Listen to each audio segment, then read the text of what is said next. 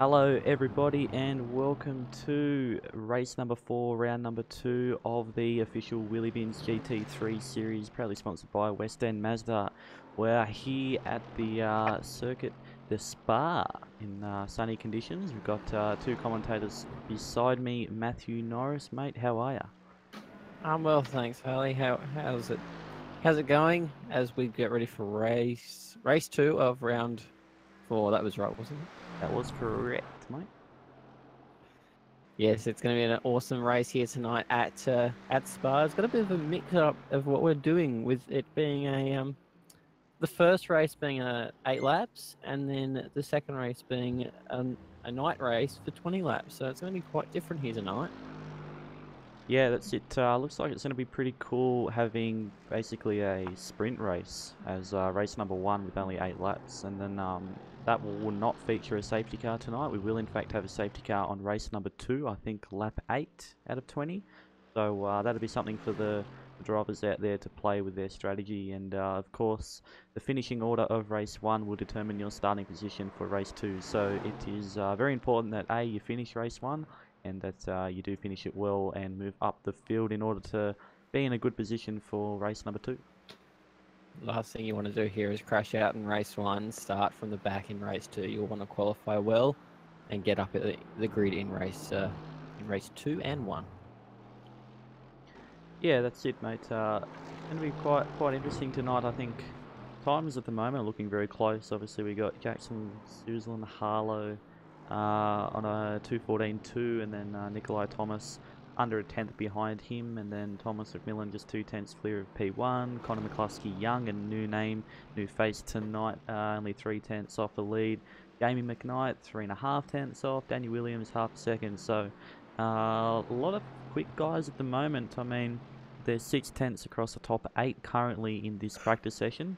I did get confirmation from Shaney Chief Evans that we were going to advance the session to qualifying early on tonight. So we are in fact a little bit off on schedule at the moment in terms of on track kind of action, but we'll get qualifying started very shortly. Yeah, there's a few new names in there. I've got some of my teammates who have shown their heads tonight, so this will be fun to watch them race. Like you say, Jackson and Harlow and Nikolai Thomas are at the top of the times at the moment, and they're quite regular in this series and have been fighting at the front. So there's a few names that should pop their heads in and shuffle that about a bit. But yeah, it'll be good to see a great range of drivers. I think we've got 20 making the grid tonight, so it'll be good to see all of them battling it out. Yeah, that's it. Another guy here, Gene Fitties. I've heard this name before. He's currently in P7. I think he's a newcomer to Wheelybins. Not sure if he's done anything else. Obviously, he's got a quite interesting team skin here. Keen to see how he goes. Of course, only being half a second within P1 at this stage. So currently, we've got about 24 people who have in fact joined the session and done a lap time. This may increase as we get a little bit closer to the race. Of course, we will have a half an hour qualifying session. Just not quite sure when that's going to be underway at this current stage. Yeah, no, Gene Viddy's he's from Race Stars PRA. Same as who else is here tonight? JC Richards and Connor McCluskey Young are also from there, and Tom Freer is a new recruit as well. So all of them are from my stable, and they're very quick in these GT3 cars, so be on the lookout for them. Yeah, so a couple of recommendations of your boys tonight, I believe. I want anyone running that flat chat banner up there, you know that, mate. Nah, fair enough. We do actually have another commentator tonight, Mr. Jacob Knight. Jacob, are you there? Yeah, I'm here. Sorry, ladies and gentlemen. I'm just getting ready for tonight's race. While I'm here, I'm just going to say big congratulations to Jackson because he is on the top of the time sheet. So well done from him. Yeah, very well done to Jackson. Of course, he does race go-karts in real life. He's an aspiring race car driver. He will definitely be coming through the ranks and one to look out for in the future in terms of real life racing commitments. So obviously good to have him here in Wheelybins. I think he's with Middle Finger Racing in iRacing. So I think ever since he's moved to that team, he's found quite a little bit of pace. So I think setups might be something that he generally struggles with, although certainly of the late, he looks to have that sorted with his new team. Jackson's been one of those drivers that's just progressed over time, and it's been good development to watch. But I think he's, like you say, Harley, he's found a happy hunting ground. So I think it's going to be great to watch him progress even further now. Yeah, I think his maturity's definitely come a long way. I mean, I think everybody goes kind of through that phase when they start on iRacing you know, just not quite getting up to speed with how everything works, and obviously, you know, you might accidentally cause a few accidents and whatnot, or come across the wrong way. So it's good to see that Jackson sorted all that out, and nowadays he's actually a pretty clean driver. He's a lot cleaner than he used to be, and obviously, like you said, he's found a lot of speed, a lot of pace. So running up the front guys is always a good thing too, because you're racing with obviously the fast guys, the experienced guys.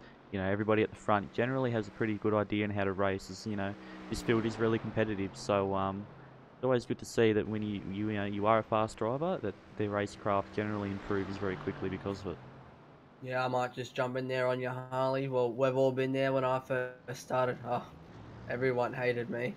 I was dirty, and I've heard from a lot of drivers that I've improved a lot with my speed and my racecraft, which, as you mentioned, Jackson has done since joining MFR. I myself wasn't a big fan of him when he first started, but ever since he's been racing with the MFR, he's given me some pretty good clean battles. So hats off to Jackson on that one.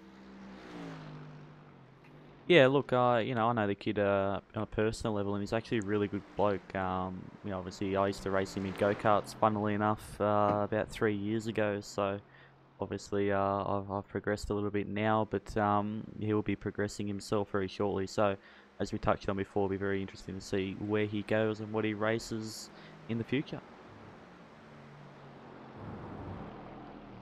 I believe we've also just had Zach Best join the session, so I think he was in doubt whether he would make it or not before, but good to see him in here tonight. Obviously, I think he'll be somewhere around the top, so looks like tonight's going to be a pretty solid top 10. I think they're on for a good battle in the top 10. You got a few of our regulars with a few new ones mixing it up, and it's going to close that gap. Yeah, speaking of our regulars, where's Tyson McAvoy, Mr. GT3? Yeah, I think he had some personal commitments on tonight and wasn't able to make it, unfortunately, but we got our man Daniel Coxon watching on tonight. He's put in his first, second, third pick of the race result. He reckons that Jamie McKnight's going to come home with a race win, Daniel Williams in P2 and Shane Chief Evans in P3. So I would assume that that's your pick for race 1, Dan? I have to ask you, Matty, what, I know it's early stages, mate. We haven't quite got into qualifying yet, but based off our practice pace at the moment, who do you think's who do you think's the man to watch at the moment? I always back Daniel Williams. He's always got a great amount of speed and always seems to be able to fight back, as we saw at Phillip Island. He just thought that was all he was doing, was fighting back. I think Nikolai Thomas might be on it tonight. Otherwise, I'd keep your eyes out for Jamie McKnight and Gene Fiddies. Yeah, sounds like a pretty safe bet from you there, mate. Jacob, what about yourself? I'm going with Dan here. I'm picking Mr. Western Mazda, Jamie McKnight, to come home on the top stuff on the podium. I actually have him picked to win race 2 because I believe that's the race that's with the points. Am I wrong? Am I right? I think is race 1 a race with the grid, or are they both points? I think they're both for points, but don't quote me. Going on here at Wheelybins TV. Well, I'm just bringing up the championship results at the moment.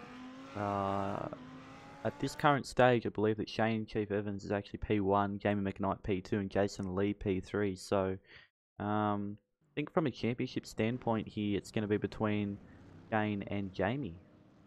tonight. Obviously we have Tyson McAvoy, who would not be competing. He's in P4, so Joshua Theodore in P5, and then from then on. So Daniel Williams is actually P10, so he's probably got a fair bit of work to do, unfortunately. But yeah, in terms of championship, I think Shane's definitely going to want a good result. And so as we have advanced, as the session has advanced, we're now in qualifying, and pit lane just exploded. Oh yeah, it's practice over, qualifying starting now, so... This is where the serious stuff happens. That's it. It says we've got a half an hour of qualifying, but obviously we did have word from Shane that this is going to be advanced. So not quite sure how much time we're going to get here in qualifying. 15 minutes maybe, Harley. That seems reasonable. We might have to get our pit lane reporter Jacob Knight onto the subject here and see if we can sort anything out. But, yeah, it should be very interesting, of course. Practice is very long, so a lot of people set times at different, different intervals of the practice session. So I believe that the practice session track will follow on into qualifying. So kind of interesting to see if all those guys can then set another lap time similar to their practice time, you know, or maybe even go faster. So obviously it's all to play for here in qualifying. Having this 2-race format tonight, obviously race one's gonna. Well, qualifying is really important to get yourself set up for race one and out of the troubles. So I think you're definitely gonna want to be starting at the front. You don't really want to be stuck in that midfield battle. Obviously, damage on the GT3s are very sensitive. That does cost you a lot of lap time, especially around a track with a lot of long straights as we have today. So, those are going to be huge. It's going to be very interesting. And this is the thing with practice. Sometimes you can run wide, go off the track, and your lap will still count. So you can sort of fool your opposition into thinking you're quite a bit faster than you actually are. So, be on the lookout for some of those guys who either didn't put laps in or put some really fast laps in but don't quite make the grade in qualifying, because it really sets out that you need to be on the limit. Yeah, it's actually a topic that I'd like to say that I didn't forget, but I actually did. Obviously Spa has a lot of kind of runoff areas where you can afford to run wide, find some time by doing so, but you will obviously get an off track. So obviously you can get away with that in practice, and like you said, in qualifying you cannot get away with it, and it's going to only show the true pace of these guys. So yeah, it'd be very... I don't think we're going to see a repeat of our practice session times. I think we're going to kind of get maybe a little bit slower times and the field shaken up a little bit because of that very reason.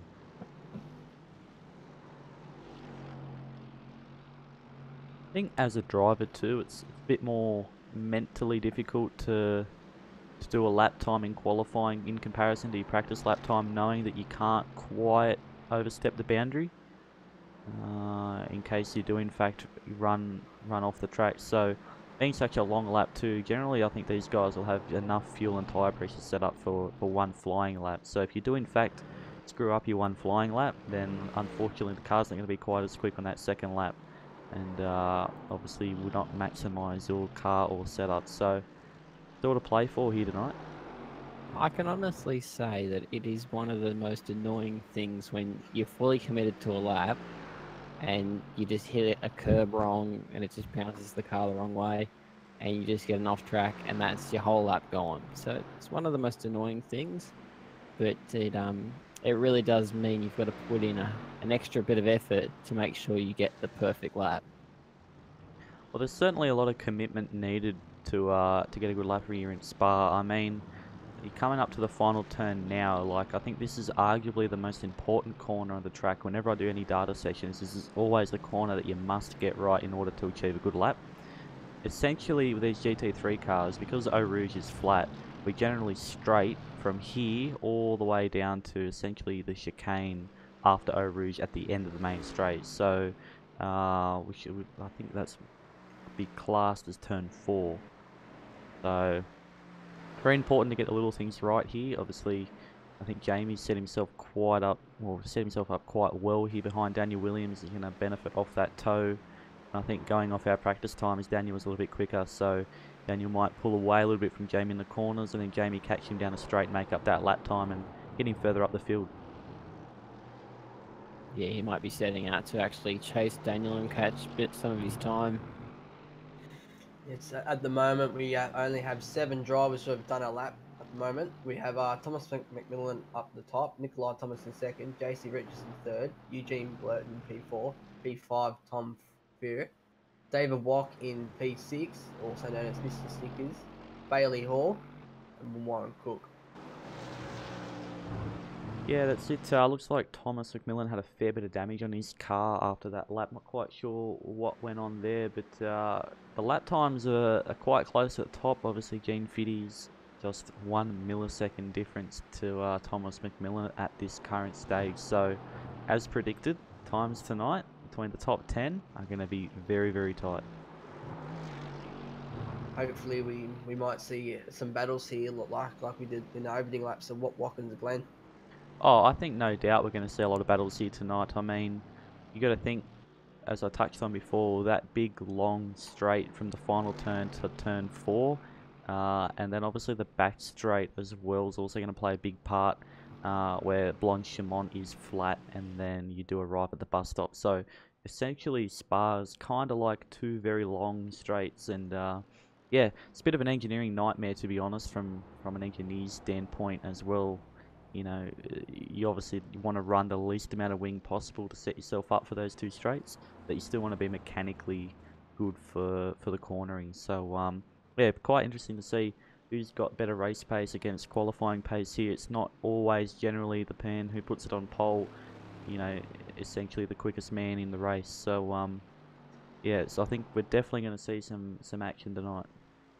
You can have yourself a car which qualifies well over 1 lap, but in the race, after 1 lap, you generally need a car which can last a bit longer. So you've got to have your car set up for both a qualifying car and to be able to turn into a good race car as well. Yeah, I think the aerodynamic side of the racing here is, you know, what is really what plays a big part in it. I mean, you know, for qualifying, you kind of want to dial off that wing a fair bit. You know, you want to have that maximum straight line, be fully committed in the corners and hang on to it. But of course, you can't do that lap after lap during the race. You don't want to be hustling the car all the time. Just opens up too many opportunities for errors. So yeah, it'd be kind of interesting to see who kind of plays with their wing and their aero in that kind of sense, and who has a more mechanical grip to hang onto the car, you know, over an extended period of time throughout the race. So yeah, it's all going to be on here.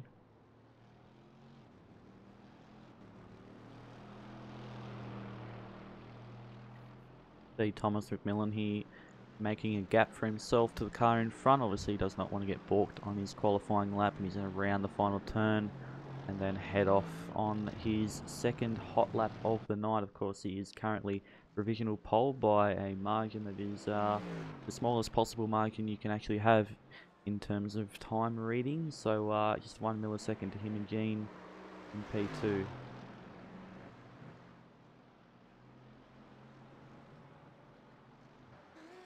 That is tight at the top. That is the definition of tight at the top.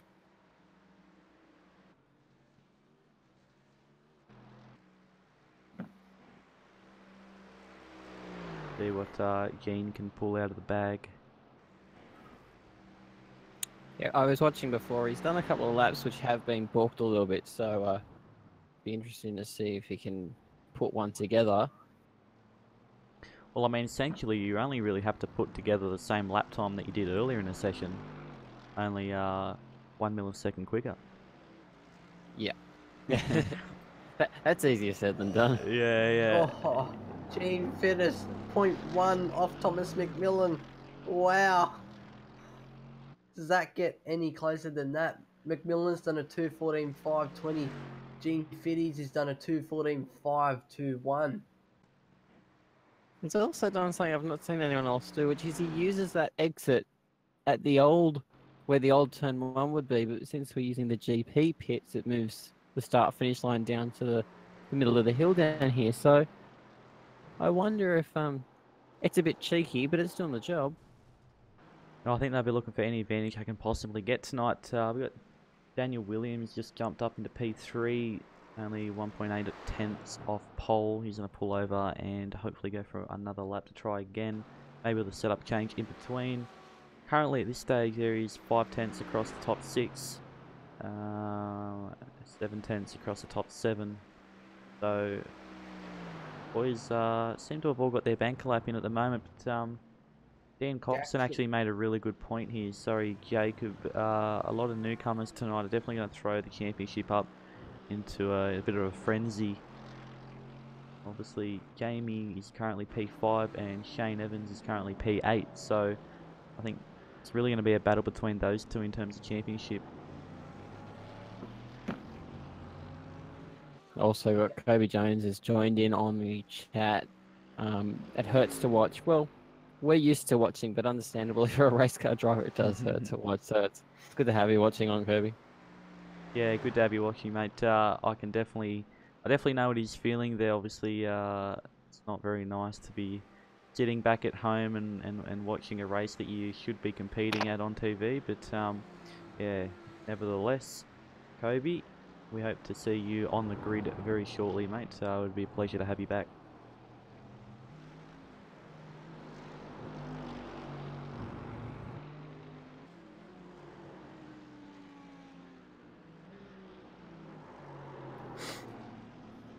Interesting to see that Zach Best has not in fact done a lap. Not sure if he actually will. Even Jackson hasn't as well, I've noticed. Don't think he's on a flight at the moment. I think he's on an out lap, so I'll keep an eye on Jackson. I think he was going slow up the straight. I could be wrong. He's coming through the bus stop He could chicane. just be waiting to the last few minutes, so We'll find out when he comes across the line now. Yes, hasn't done a lap, so this will be his lap. no, the pit's not, or the start finish line's not there. Oh, really? Yeah, it is actually the old GP pits, the classic pits. So I'm thinking I'm in a bloody V8 supercar. That's really awkward. yeah, no, it's makes for a bit of an interesting pit lane actually tonight, which is also something to note, boys.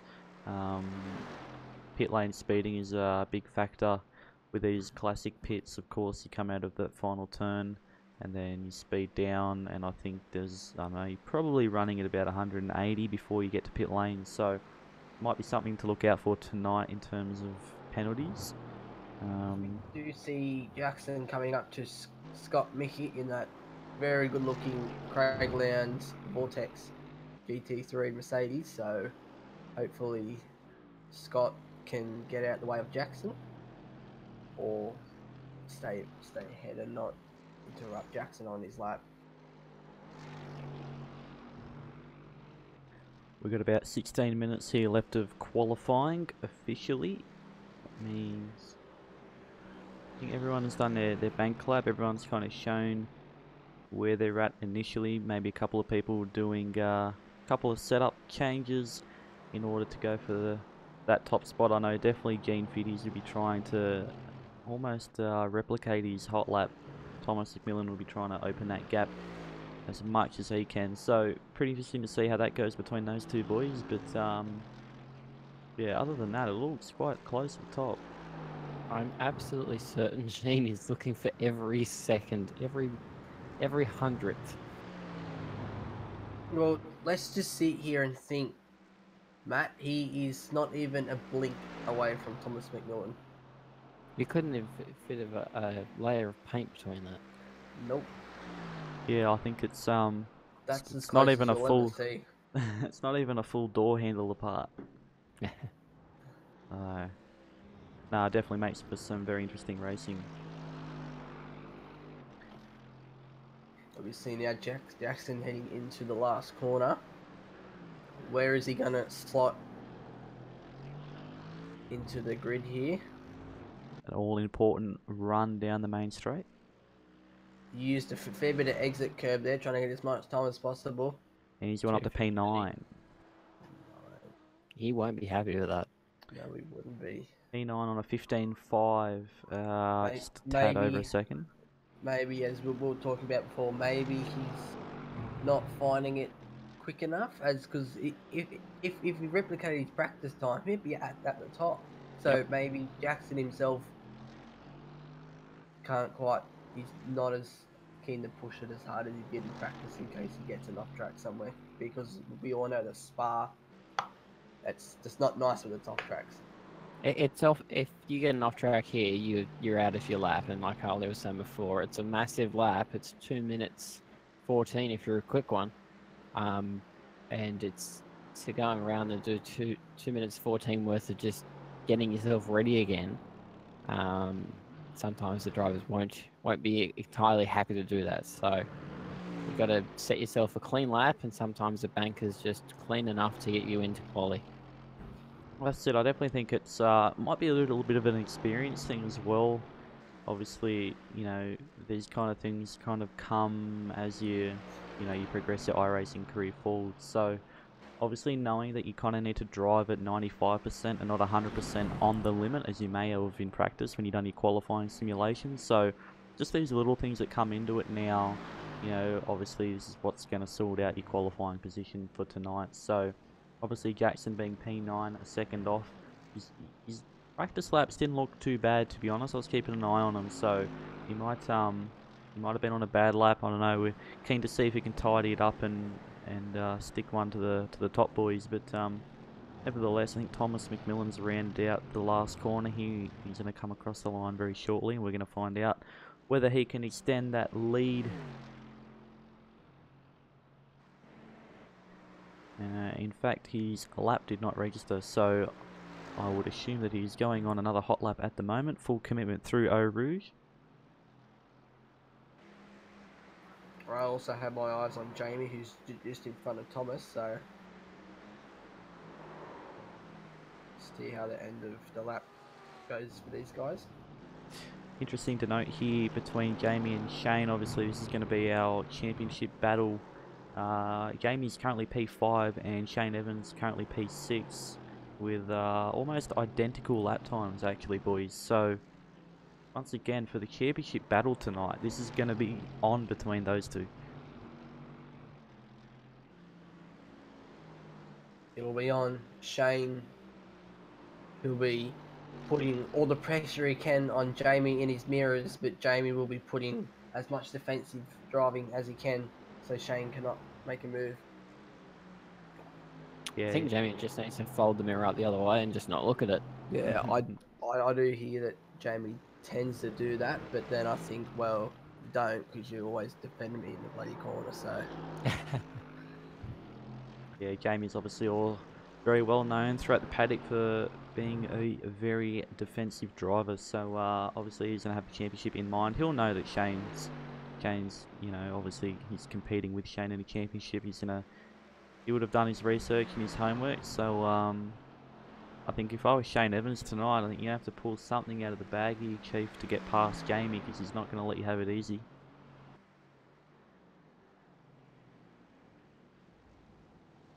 I don't think any good race car driver will just pull over and let you win. So you've got to make sure you've got either a decent amount of speed in the car, or you've just got to take a tablespoon of concrete and brake a bit later.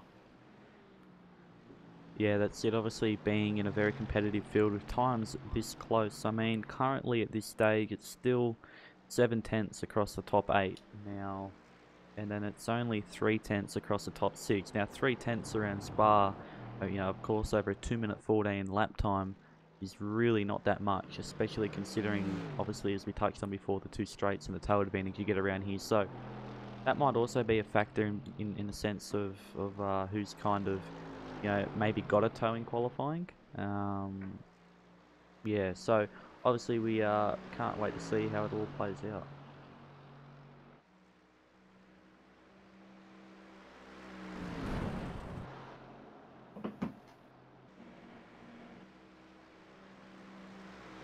Someone's doing a bit of lawn mowing up the top of the hill there. Wait, there's no Hondas in this session, is there?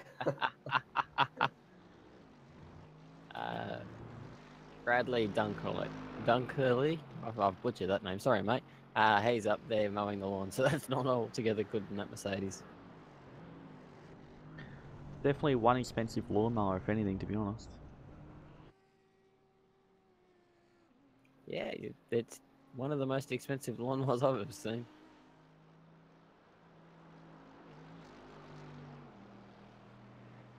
Just reiterating on these championship points, we actually have Wade Michael, who's leading the championship for round 2 at the moment. Now, trying to find, I don't think Wade Michaels actually hasn't done a time, and he's currently not in the session, so a little bit unfortunate for him to not be running tonight. But as we touched on before, Damien McKnight in P2, Shane Evans P3, Daniel Williams P4, so really on between those boys, but they're all quite close in points. I just want to say, Gene Fittis, he wants everything he's got because he's now behind Thomas McMillan, so he's going to see how Thomas is driving, and then he wants the 6-speed from Thomas.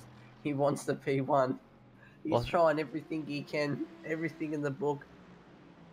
well, I think I don't think he needs.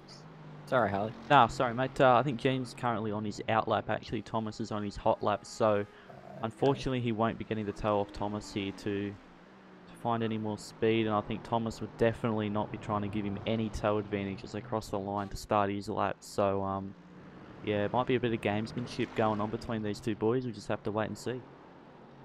I don't think Jen needs to copy Thomas's line. I think his line's perfect enough. He just needs to brake a little bit later.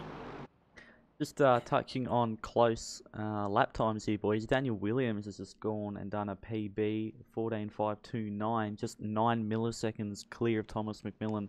Just put him in 3rd place. So, correct me if I'm wrong. Yeah, 9 milliseconds. So at this stage, that's 9 milliseconds across the top 3.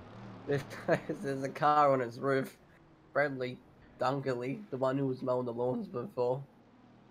I don't think a lawnmower is very effective upside down, mate, but turn your blade the other way around and keep mowing. Maybe he's changing the deck height. Maybe. Flicking some spanners at it, and he's going to get his lawnmower going hard again. But nevertheless, as predicted, Thomas is not going to give Gene any advantage here. He's pulled over and let Gene go well before the final corner. So Gene's now on his hot lap. I think Thomas is possibly stuck in a little bit of traffic here, unless he's been lucky enough to find some clean air. So very interesting to see how this plays out between these two boys over the next 2 minutes. Probably a bit of respect there to say, yeah, sure, P2, go and do your lap and see if you can beat me. Yeah, that's it. You're not getting any assistance from me, my friend. So obviously Thomas has provisional pole, so there is 1 millisecond of comfort in that. It's going to be the most uncomfortable 1 millisecond ever. I don't think 1 millisecond is any bit comfortable. So we go on board with Gene here for his lap. See what he can pull out of the bag. Just want to also see how clean and tidy this car is handling. Get a better read on race tuning. Obviously Gene might actually be race tuning the car at the moment. Not quite sure. Depends on whether the track's tapered off or not, but obviously we did see Daniel Williams go quicker. He's just locking rears. That Yeah. will cost him some time. A little bit scruffy there.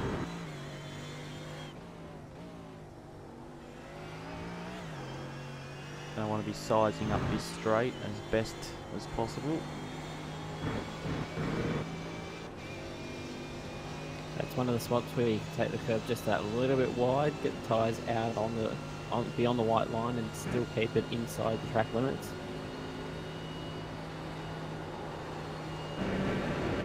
Going to touch on Ronald in the blimp, who we can confirm has made it all the way from Phillip Island to Spa for tonight's event. So Ronald, mate, if you can hear us, we will send you some food shortly, mate.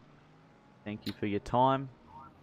Obviously, here at Wheelybins TV, we aren't in charge of Ronald. Dan's in charge of Ronald, so I'll just go ask Dan what he has given Ronald up there in the blimp, what food, what alcohol he has, if he has any. And what company Ronald might have encountered on his way up here, so... Yeah. That lap wasn't so good there from Gene, 2:15.7, so there's more to come from that car, probably in the race. Yeah, the car didn't quite look as stable as what I think he might be wanting it to be, so I think it was 1.2 seconds off there. Of course, he might be tuning a race car, as I said, but either way, the car's not looking amazing. Obviously, Thomas McMillan didn't go faster. He did a 14.8 and he's going to do another lap. So I believe this is his third hot lap attempt. So definitely using a bit of the tyre. That's something else you don't necessarily want to be doing around here. I mean, you can put a fair bit of camber into these cars and make them turn and handle through the high speed, but obviously your tyre wear is going to be heavily affected. So Thomas might actually be doing a race sim at the moment, finding out his fuel numbers, etc. But yeah, I think we'll find out as the laps tick past. But I'm just going to go to Daniel Williams, who rounds out Blanchimont and is approaching the bus stop as we speak. 3 more corners left to go on this lap. See if he can improve. He's only going to find 9 milliseconds, then he's up there. Well, that's it, mate. Time's so incredibly close here. I mean, this would be the closest times that I've really seen in Wheelybins, especially across 3 people to get a time like that. I mean, it's truly something special. But Daniel Williams crosses the line with a 14.5.7, so half a tenth slower than his 14.52, and I believe he just ran a little bit wide there at the top of Eau Rouge, which has cost him his next hot lap. So,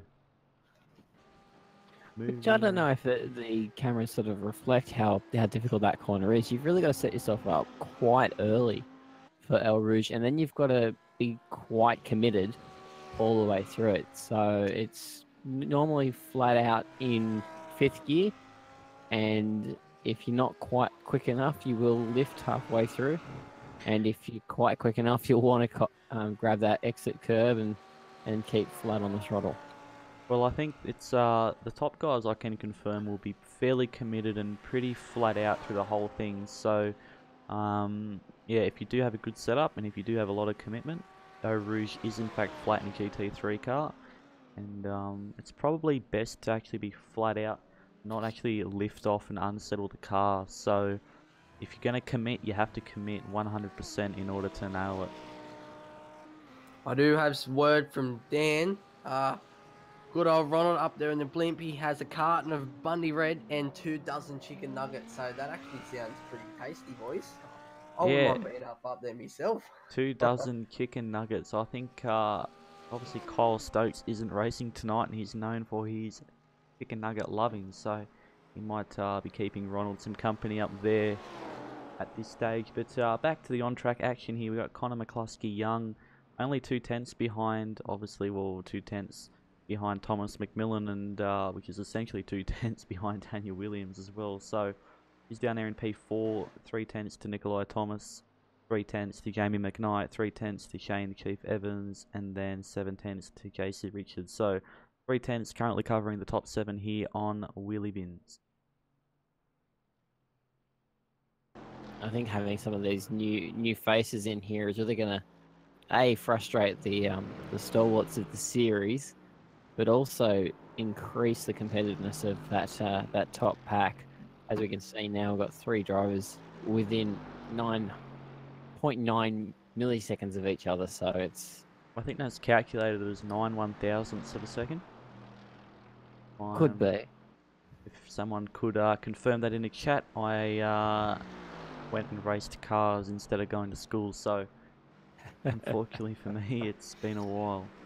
I don't like numbers unless it's 3. There's an accelerator, a brake, and a clutch. That's all you need. Yeah. The only number I know is the one that's on the door, mate. So Would that equal what 9 plus 10 is there, Harley? Unfortunately not, mate. I've had to change my number to number 99, going a little bit retro. Number 21 is currently taken in the Kumo Series V8 touring cars, so I'll be running number 99 at Queensland Raceway in 2 weeks' time. Sounds good. Daniel Williams now, he's on his flyer. He's got 1 lap to do it. It's a top 10 shootout. Can he get that 9? Gene's gone to the top. Sorry, mate. Wow, in fact, Gene has gone to the top, but look at the time difference, boys. I mean... Almost got him by a whole 10th. Half a tenth Gene has found, which is obviously enough to go P1. So a newcomer to Wheelybins TV here. Obviously Gene Fitty's I don't think he's ever raced with us before. It's definitely not a name that I remember, but qualifying is now over. I believe Thomas McMillan is actually on a hot lap currently as we speak. I dare say Daniel Williams will be as well. These boys will have their stuff, their program pretty much sorted out. So interesting to see how that happens. Jamie McKnight is a driver who generally likes to watch the stream as he drives. He's a bit of a man with a couple of talents here. Seems to be able to focus on more than one thing, which is a bit uncommon for us men, but nevertheless, Yep. Jamie, best of luck, mate. Currently P6. Dan Coxon, no! Whoops, why did I say Dan Coxon? Sorry, Daniel Williams is in the fence. Oh. That's going to throw Daniel Right. Williams out of contention of possibly getting P2 or pole position for race number 1 in tonight's official Wheelybins TV GT3 series sponsored by West End Mazda. So drivers that are left out on track, I think Thomas McMillan is really the only one I believe who's going to be able to challenge for pole here. I think he'll definitely be on his lap. He's pushing on. Let's Shane keep our Evans eyes is on him. pushing as well. But yes, Thomas McMillan, cockpit view through Blanchimont. Should be flat. Looks like a fair bit of understeer. He wants to be super deep here into the bus stop. He wants to make sure he gets every 10th out of this car. Staying off those sausage curbs is a must also.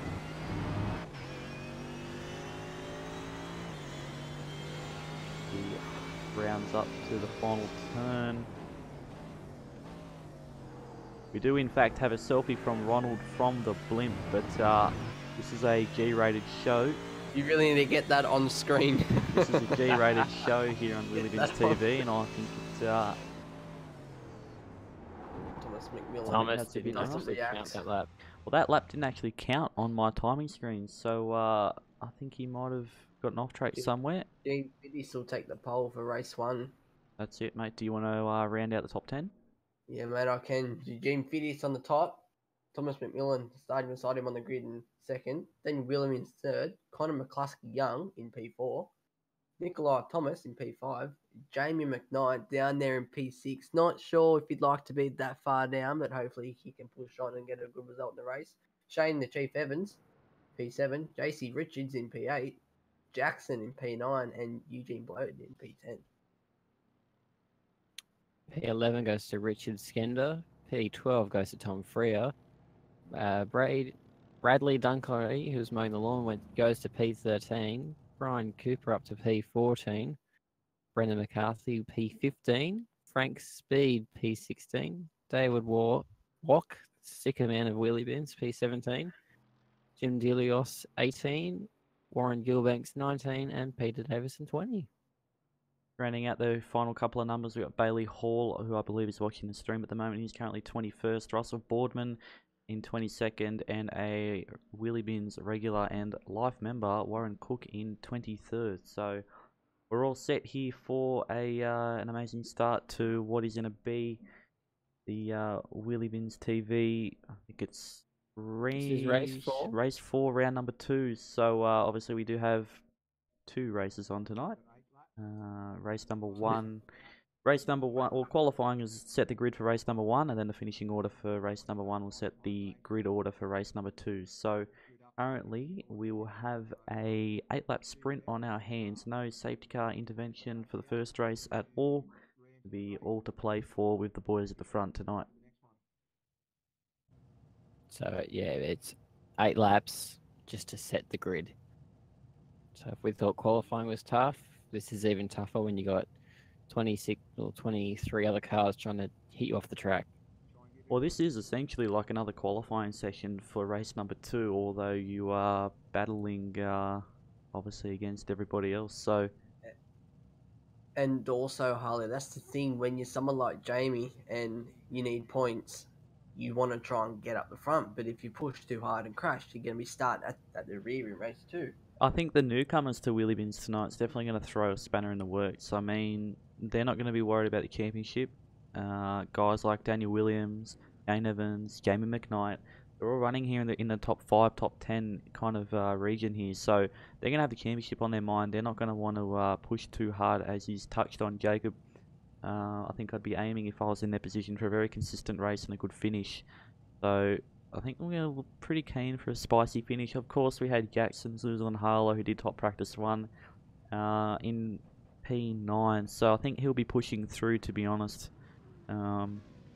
Obviously, I think his lap had something very much to do with off-traps, but if he can replicate his practice lap, he'll be on the pace with the boys at the front as the safety car pulls away now. We've got our eyes on Thomas McMillan and the boys at the front. We've got Gene Fiddy's blinking a little bit. Hopefully that doesn't become an issue.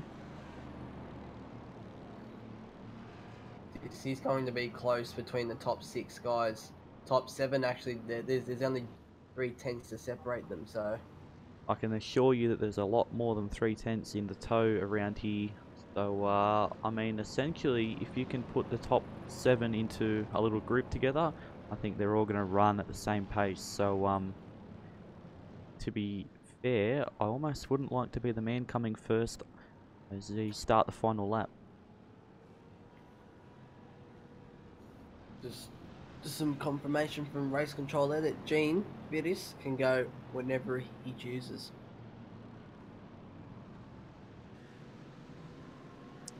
See now the pack heading into the last corner. When is Gene gonna go?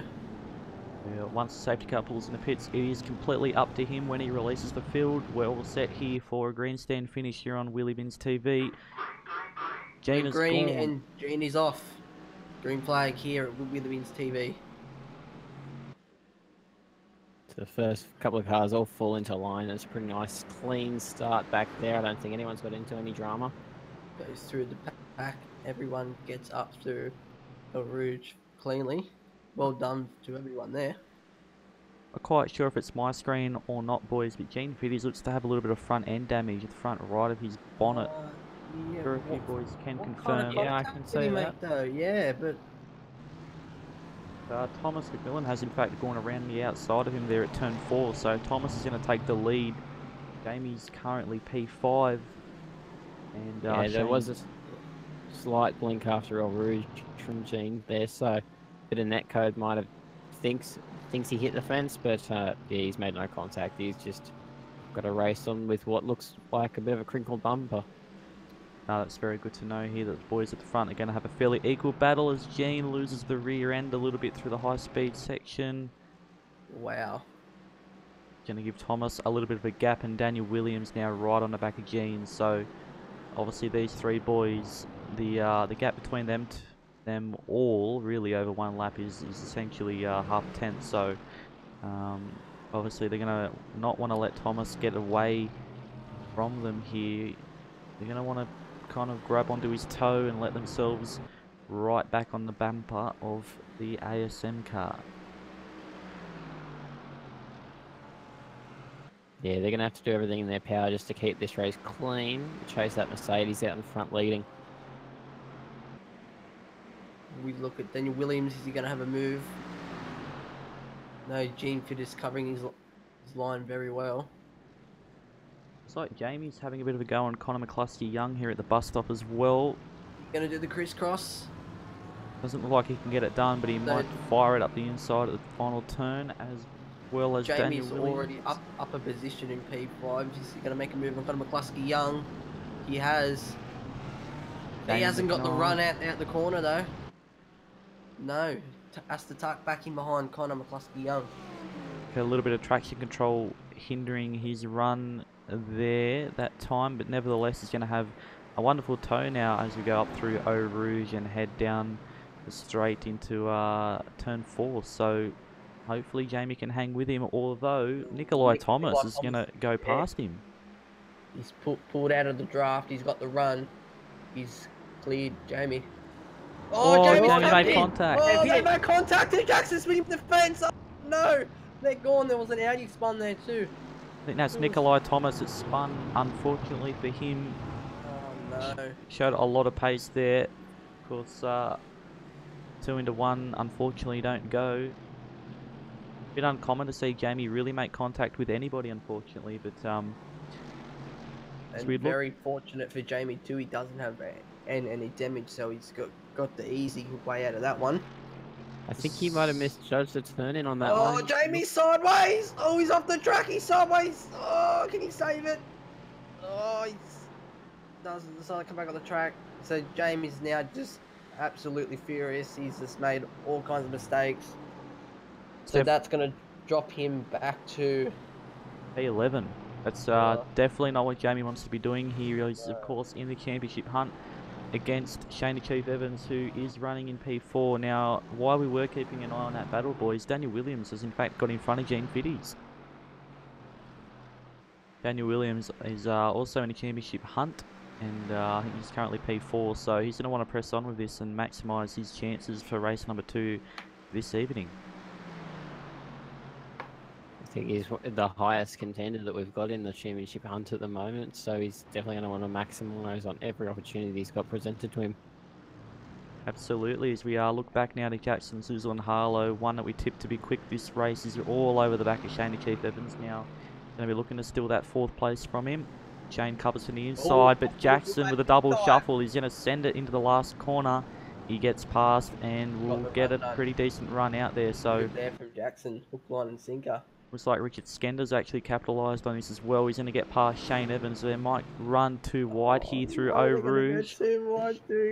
Oh, he's turned in on him. Oh, whammo, he's a fence. That's a big hit. Richard Skender, he's gone. He's escaped. He's in the pit. His race is done. I think in Chief's defence there, it looks like Richard turned in on him on that left-hander, leading into Eau Rouge. So a little bit unfortunate there. It looks like, funnily enough, our championship contenders have been in the wars. It's only lap 3 of lap 8 in this first race, which you qualify. Your finishing position becomes a starting position for race number 2. So I think Shane's very lucky to get away with that one. He's currently P5. Definitely one of the cleanest races in the field. He's ultra consistent, does not like to make contact with anybody. So I definitely would not say that that was intentional in any way, shape or form. So looking on now, looks like Daniel Williams has pulled a little bit of a gap from Gene. And like Thomas McMillan continuing to pull his gap. Currently the margin is 2.5 seconds.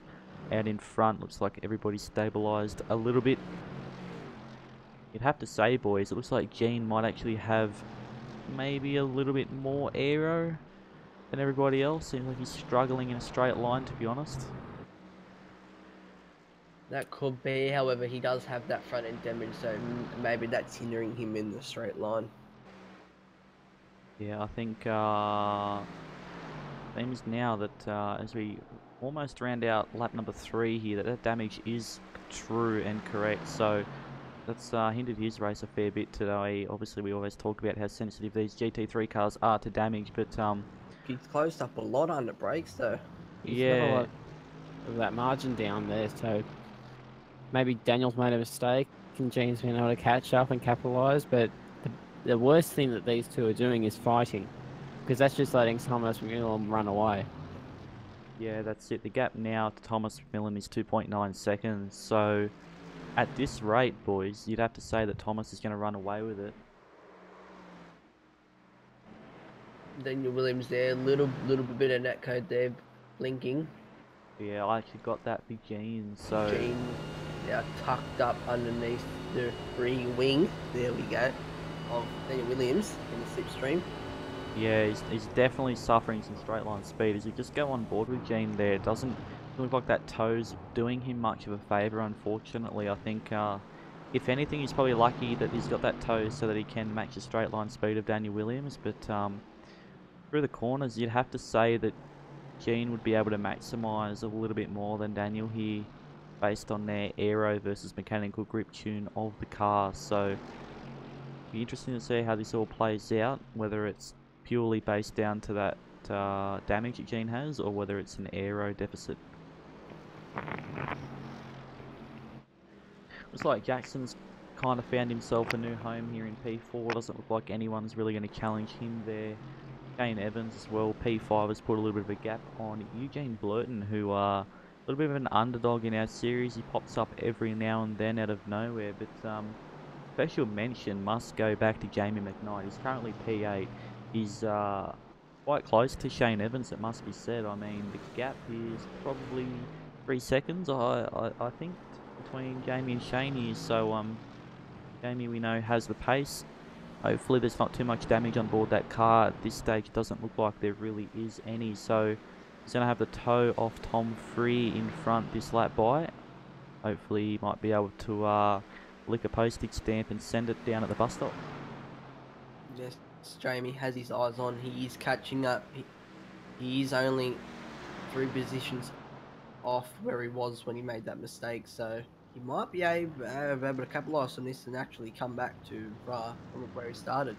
It was very, very deep there under brakes into the bus stop. I think pace-wise, Jamie's definitely got it here over Tom, and he's going to be toe-assisted here. I think has a look on Tom. He's going to get him into the final turn. So as predicted, that'll push Jamie now up into P7.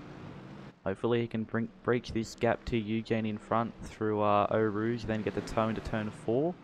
And that'll then carry him throughout this lap. And then before we know it, boys, he might be behind Shane the Chief Evans. I think it was quite a good move there from Jamie and Tom. Tom being quite a new face to Wheelybins, just sort of pulls aside, doesn't sort of mess with it too much. He's going to try down here though. Tucks back in. Better not get this commentator's curse going tonight again, boys. Well, Matt hasn't said anything about anyone yet, so...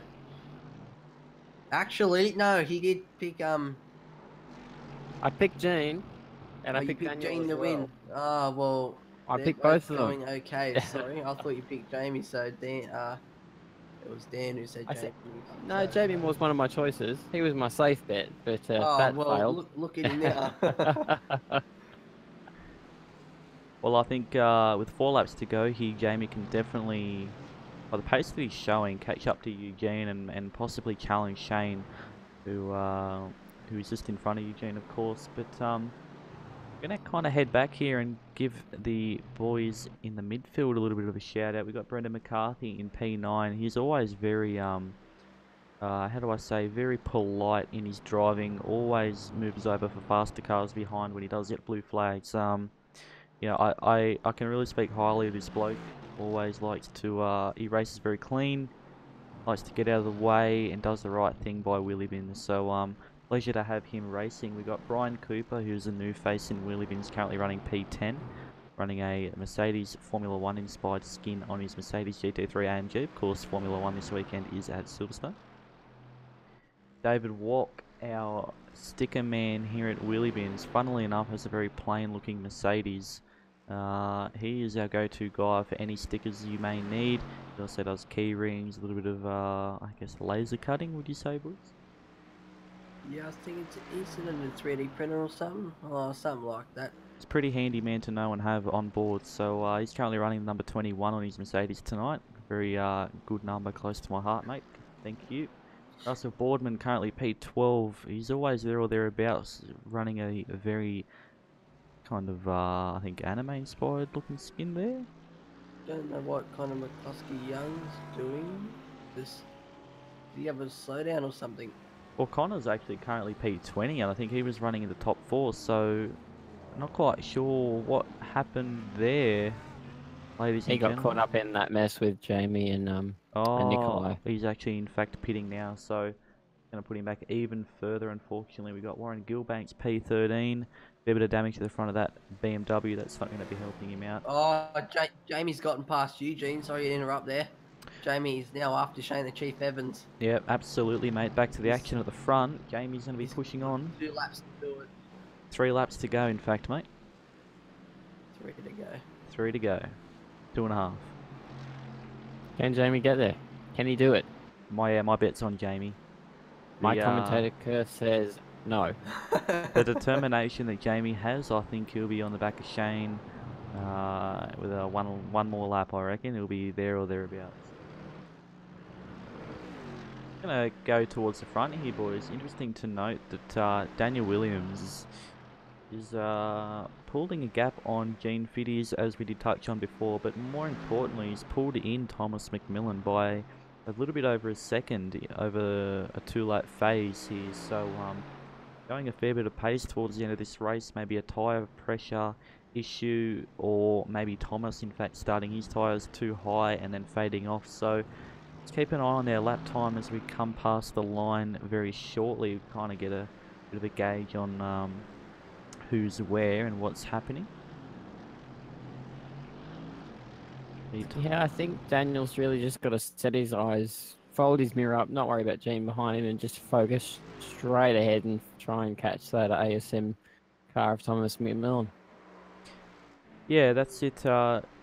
That lap alone looks like Daniel Williams did in fact go 2/10 quicker than Thomas McMillan. Thomas today at 2 minute 15.2. Gene Fitty's 2/10 off that with a 15.4. So like Daniel's ever so slightly catching Thomas. Will it be enough with 2 laps to go? Unless Thomas makes a mistake.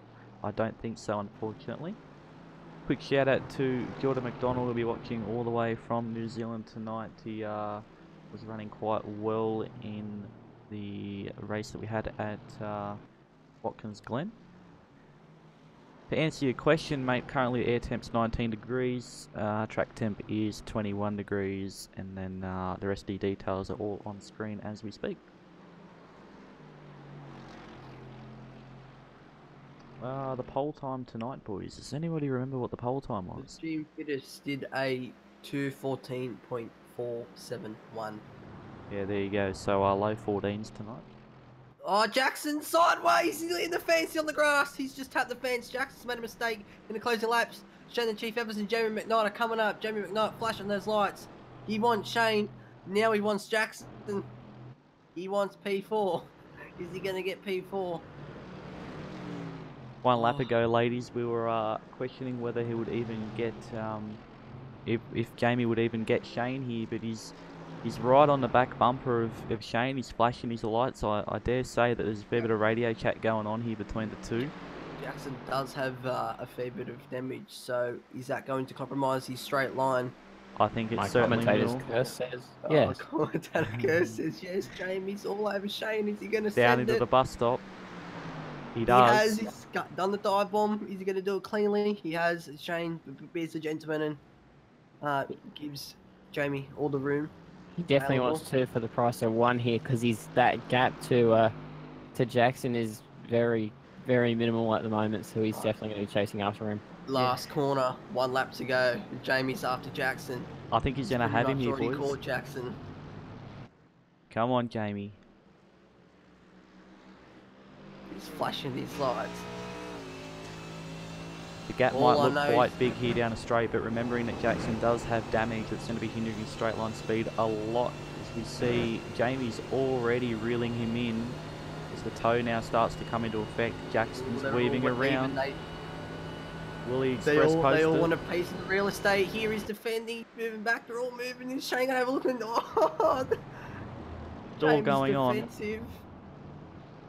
You know what? Shane might even get Jamie here. Who knows? Jamie has to be very careful here while he does attack Jackson, that A, they don't make contact and unfortunately take each other both out, but also that Shane doesn't chuck a sneaky move in there and carve him up. But nevertheless, we know that Jackson's going to be defending with all his life to keep this 4th position. You know that Jamie's going to be fighting with all of his to go and get 4th, and Shane's going to want all of them. This is the corner where Jackson made that mistake last lap, and he's gotten through it cleanly. All I know is going through Jamie's head at the moment. The Jules theme song will be playing. He's closed right up. He's underneath the wing of Jackson. He's giving him a tap. Too wide doesn't really work through there, mate. You're They're going to need making some yield. contact in GT cars. He's Jackson, going to get the all the crossover. He's going to got the send it. crossover. He's, Jackson's very oh, they're wide. too wide. They're too wide. They're going to run gonna down a touch. straight. Shane Evans is going to Oh, they pop up need to here. break He's going to have a that double toe. toe. Oh, This Oh, is no. a recipe for carnage. they're going to go too wide through here. Will Shane Jackson's show gonna some go too commitment? wide with Shane.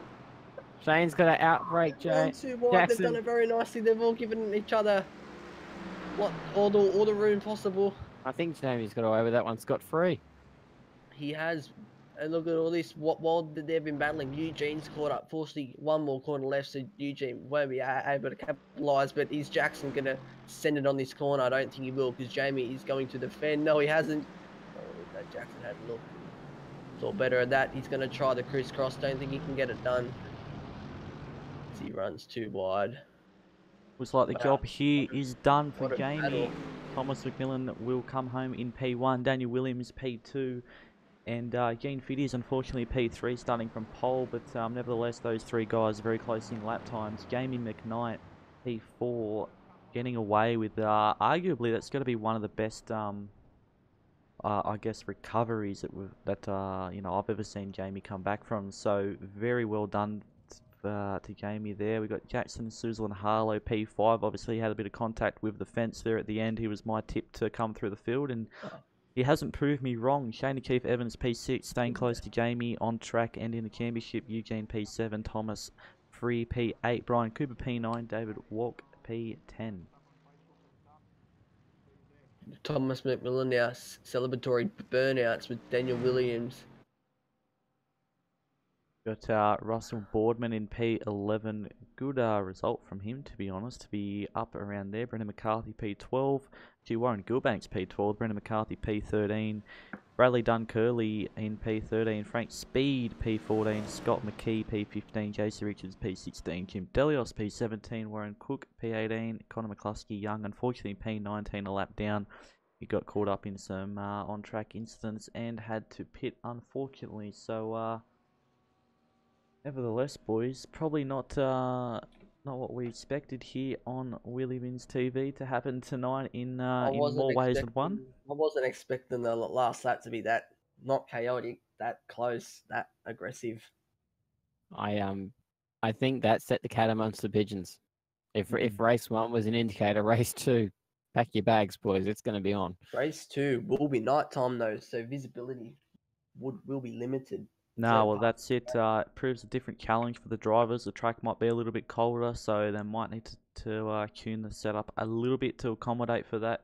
Obviously, being a colder track, you get a little bit more rear grip, and which will, in fact, cause a little bit of understeer. So, kind of adjust the balance of the car a little bit to play with that. Whether or not that everybody does that or not, we'll see. But obviously, the results in this race is where everybody will be starting in race number 2. So, we will have a pit stop. We will have a safety car on lap 8. It's all to play for here on Wheelybins TV. But at this stage, we're going to run a couple of ads, and then when we come back, we do have Thomas McMillan here in the green room after an interview. I'm going to drag him in. We will, in fact, run some ads currently, and then if we have time before the new session, we'll do some interviews. So here on Wheelybins TV, stay tuned, enjoy some ad breaks, and then obviously will all be to play for when we come back to you with some more on-track action here on the official GT3 series.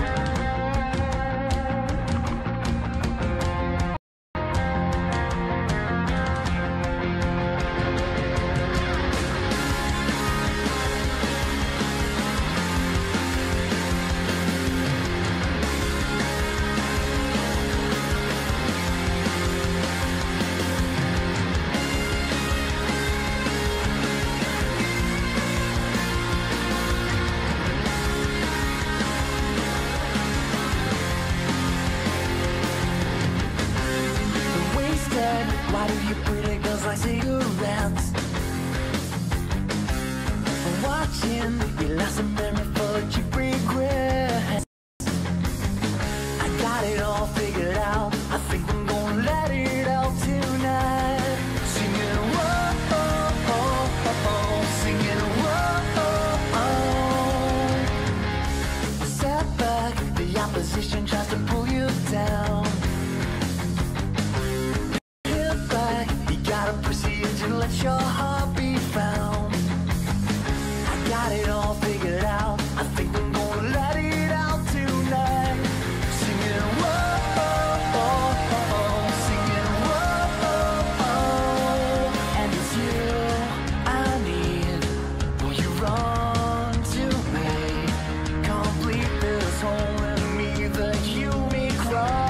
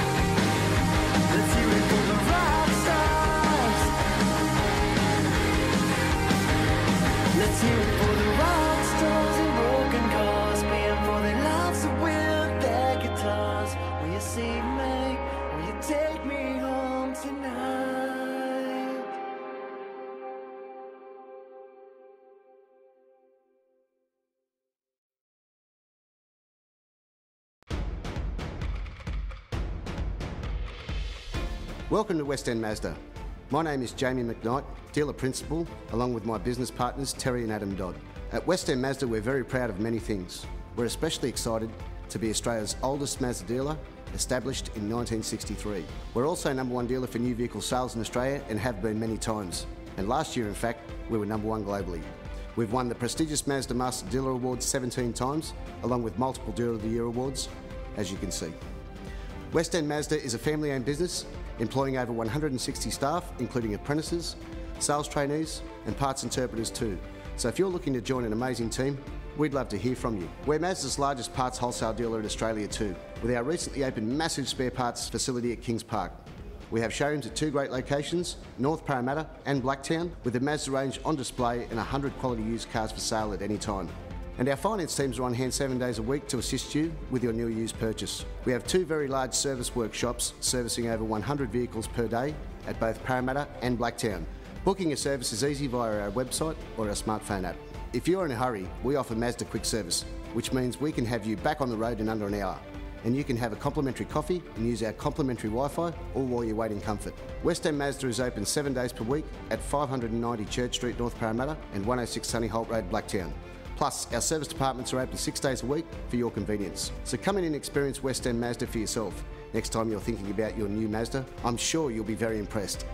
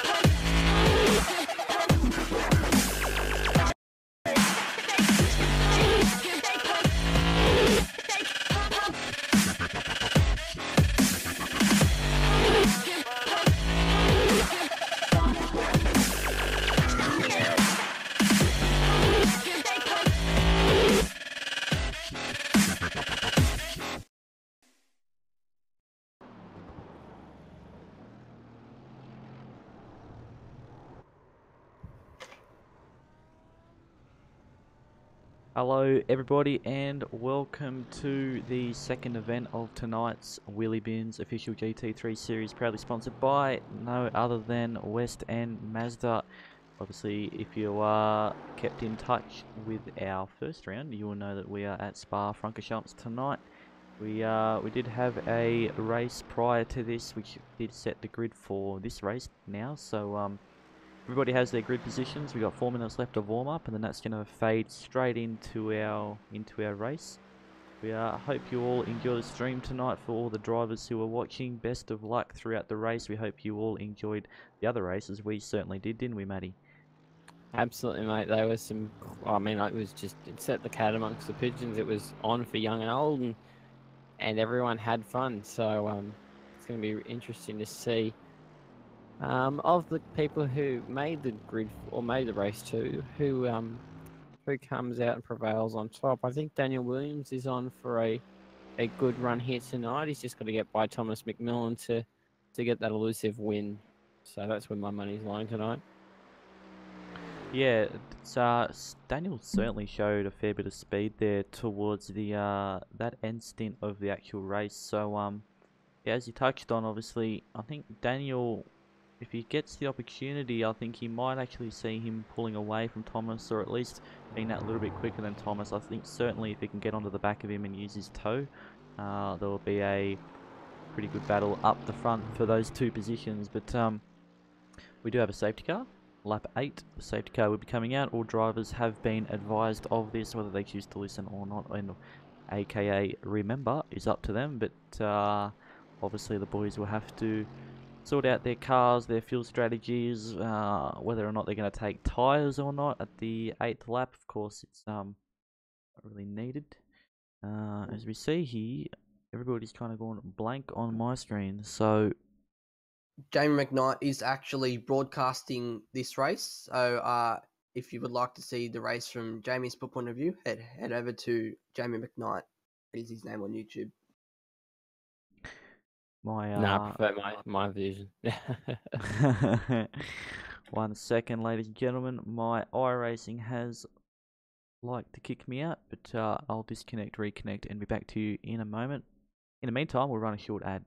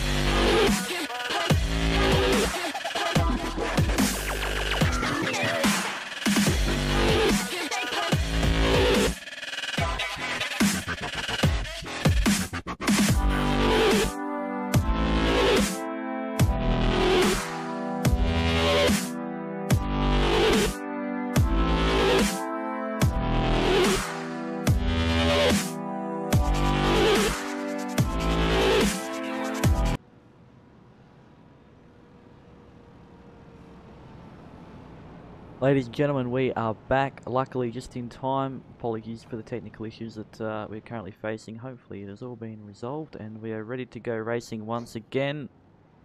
It's not long now. Thomas McMillan off the front row, Daniel Williams in P2, Jamie in P4, Gene Fiddies in P3. So looks to be a very interesting race on our hands here, boys. Thomas will have the first say over what happens here at the start.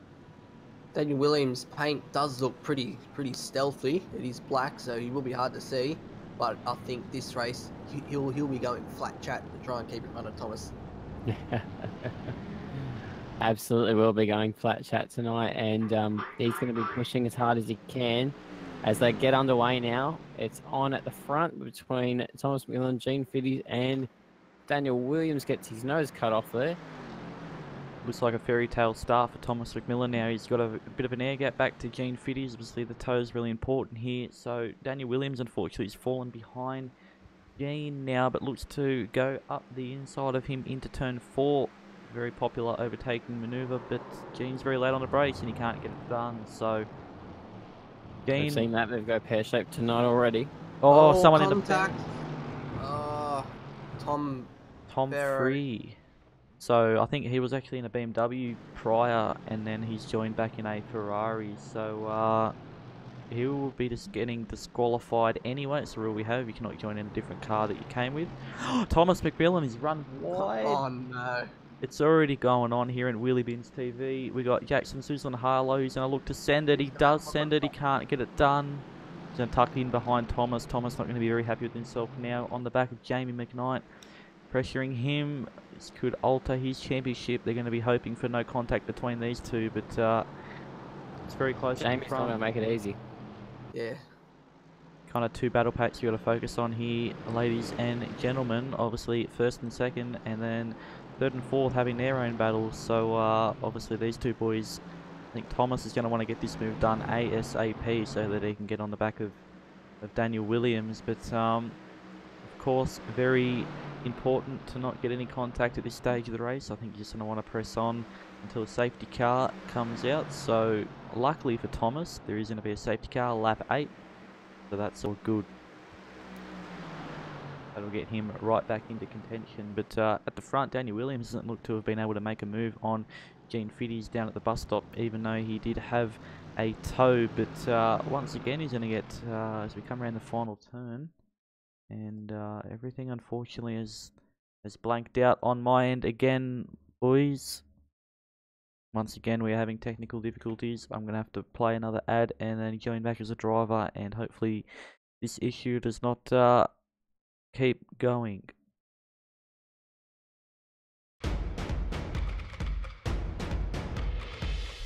Welcome to West End Mazda. My name is Jamie McKnight, dealer principal, along with my business partners Terry and Adam Dodd. At West End Mazda, we're very proud of many things. We're especially excited to be Australia's oldest Mazda dealer, established in 1963. We're also #1 dealer for new sales in Australia and have been many times. And last year, in fact, we were #1 globally. We've won the prestigious Mazda Master Dealer Awards 17 times, along with multiple Dealer of the Year awards, as you can see. West End Mazda is a family-owned business, employing over 160 staff, including apprentices, sales trainees, and parts interpreters too. So if you're looking to join an amazing team, we'd love to hear from you. We're Mazda's largest parts wholesale dealer in Australia too, with our recently opened massive spare parts facility at Kings Park. We have showrooms at 2 great locations, North Parramatta and Blacktown, with the Mazda range on display and 100 quality used cars for sale at any time. And our finance teams are on hand 7 days a week to assist you with your new used purchase. We have 2 very large service workshops servicing over 100 vehicles per day at both Parramatta and Blacktown. Booking a service is easy via our website or our smartphone app. If you're in a hurry, we offer Mazda Quick Service, which means we can have you back on the road in under an hour. And you can have a complimentary coffee and use our complimentary Wi-Fi, all while you wait in comfort. West End Mazda is open 7 days per week at 590 Church Street, North Parramatta and 106 Sunny Holt Road, Blacktown. Plus, our service departments are open 6 days a week for your convenience. So come in and experience West End Mazda for yourself. Next time you're thinking about your new Mazda, I'm sure you'll be very impressed.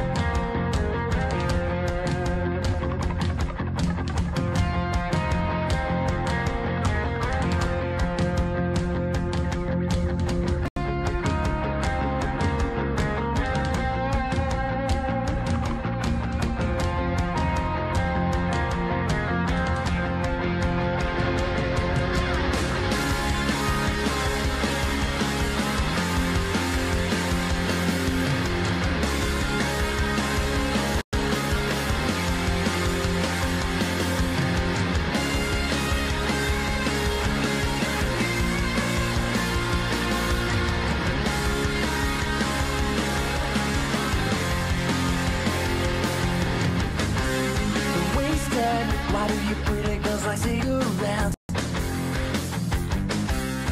Watching your last memory full of cheap regrets.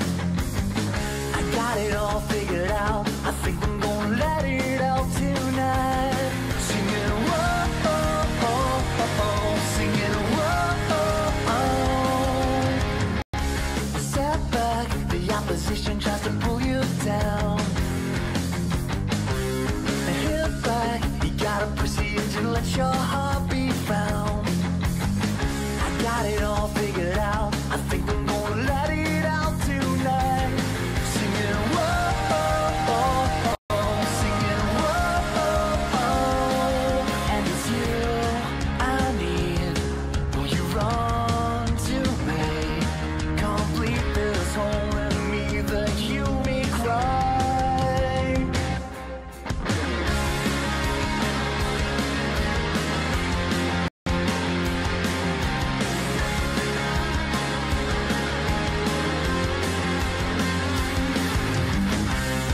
Fall down, the hands and breaches slowly fade away. Left out the empty promises that we get told each day. Got it all figured out. I think I'm gonna let my words take flight. Singing whoa, oh, oh, oh, oh. Singing whoa, oh, oh. And it's you I need. Will you run to me? Complete this hole in me. Make me cry.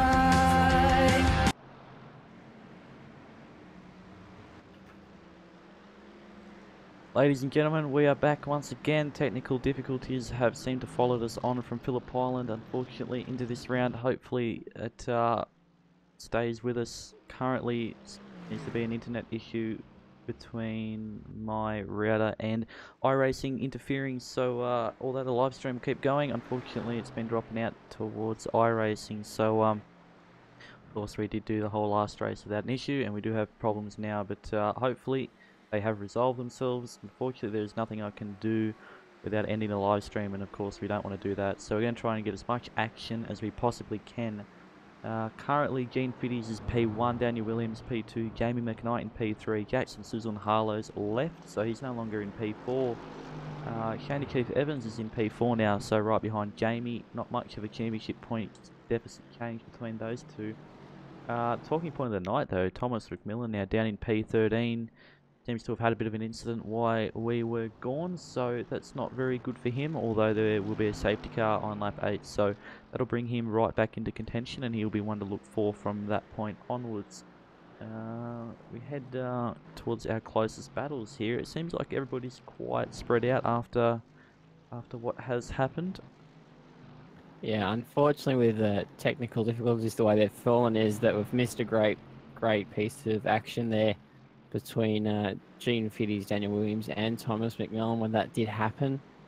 Thomas McMillan was flying off the circuit and we came back onto the circuit to make contact with Daniel Williams. So he's still running around in P2, but yes, everyone's spaced themselves out at the top. You just see Conor McCloskey Young just run a bit wide there and lets teammate Gene Fiddies by. Thankfully, our backup reporter Matthew Norris is all over the action when I can unfortunately miss the action, but as you said, Conor McCluskey Young, unfortunately a lap down. This kid was quite quick, unfortunately a lap down in this race, so not quite sure what's gone on with him. Unfortunately in the first race that we had earlier today, he also had some bad luck, so not the best of nights for Conor. No, he's quite quick, and normally in an Audi he's quite on the pace, but just doesn't seem to be there tonight. So I'll go back to the team debrief as he's just spun it.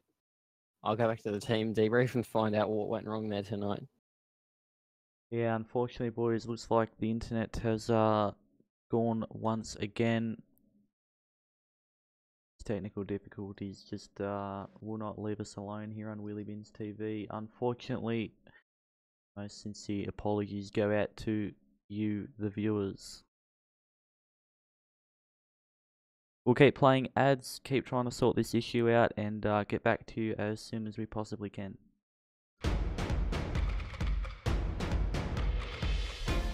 Welcome to West End Mazda. My name is Jamie McKnight, dealer principal, along with my business partners Terry and Adam Dodd.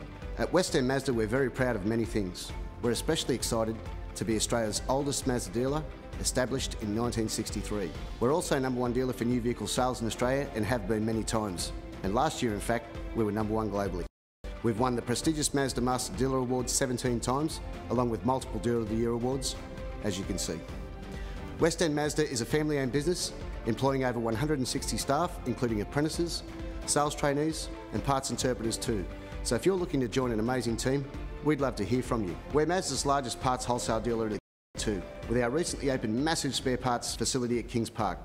We have showrooms at 2 great locations, North Parramatta and Blacktown, with the Mazda range on display and 100 quality used cars for sale at any time. And our finance teams are on hand 7 days a week to assist you with your new used purchase. We have 2 very large service workshops servicing over 100 vehicles per day, Parramatta and Blacktown. Booking a service is easy via our website or our smartphone app. If you're in a hurry, we offer Mazda Quick Service, which means we can have you back on the road in under an hour. And you can have a complimentary coffee and use our complimentary Wi-Fi, all while you wait in comfort. West End Mazda.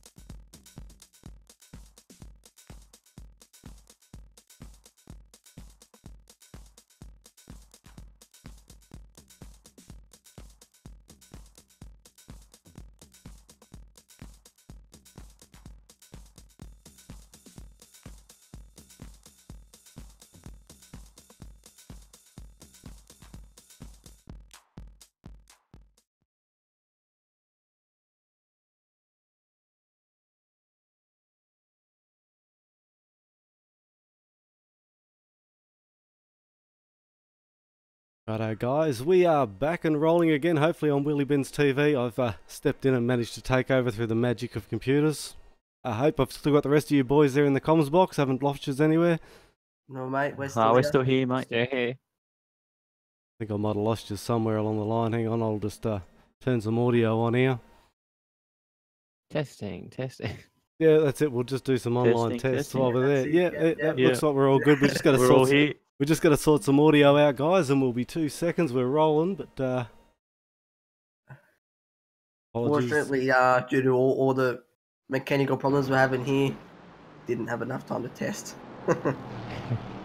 It's probably the last thing on our mind. We're more fixated on the race at this point. Yeah, that's it. And the safety car's coming out on lap 8, so the racing will be all close and exciting once again.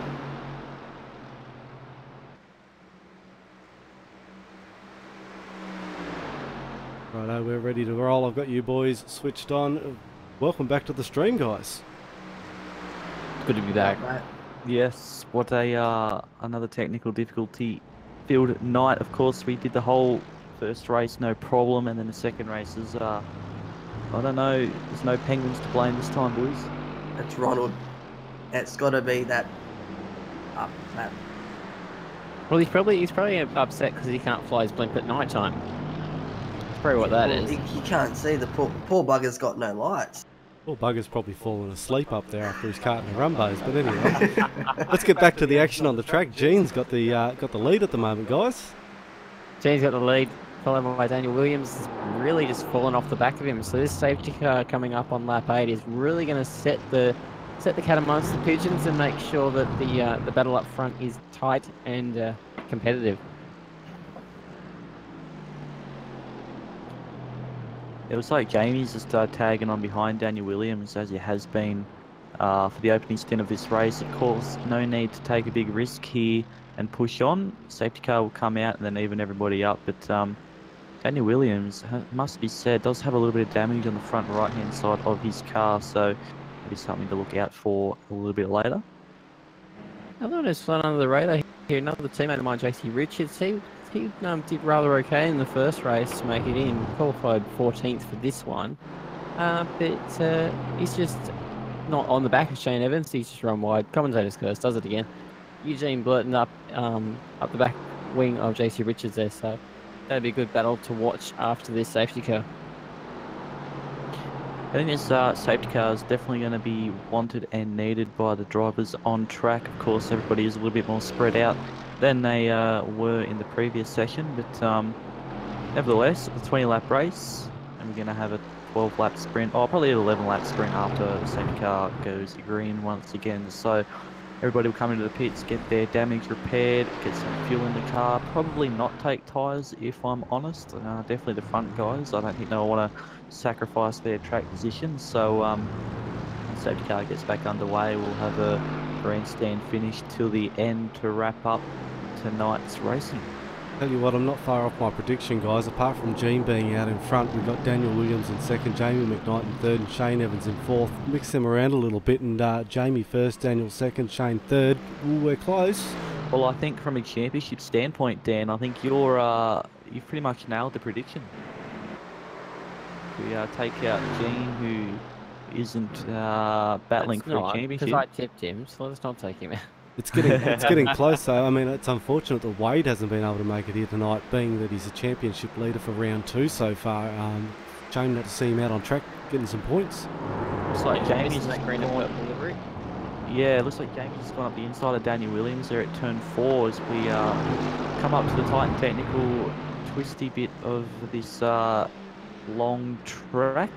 Jamie's obviously got past Daniel. Daniel looks to be struggling a little bit with that potential damage there on the right hand side of his car, so either that or Jamie's looking really quite fast in these nighttime conditions. Of course, don't think there's really too much difference between the two temperatures tonight, although Jamie might want to tune that car before this race, get a little bit more speed out of it. But obviously we did kind of tip Daniel Williams to be quite quick early on. Although Gene Fitty's no damage this race has put a nice gap. Bit over 4 seconds, second place.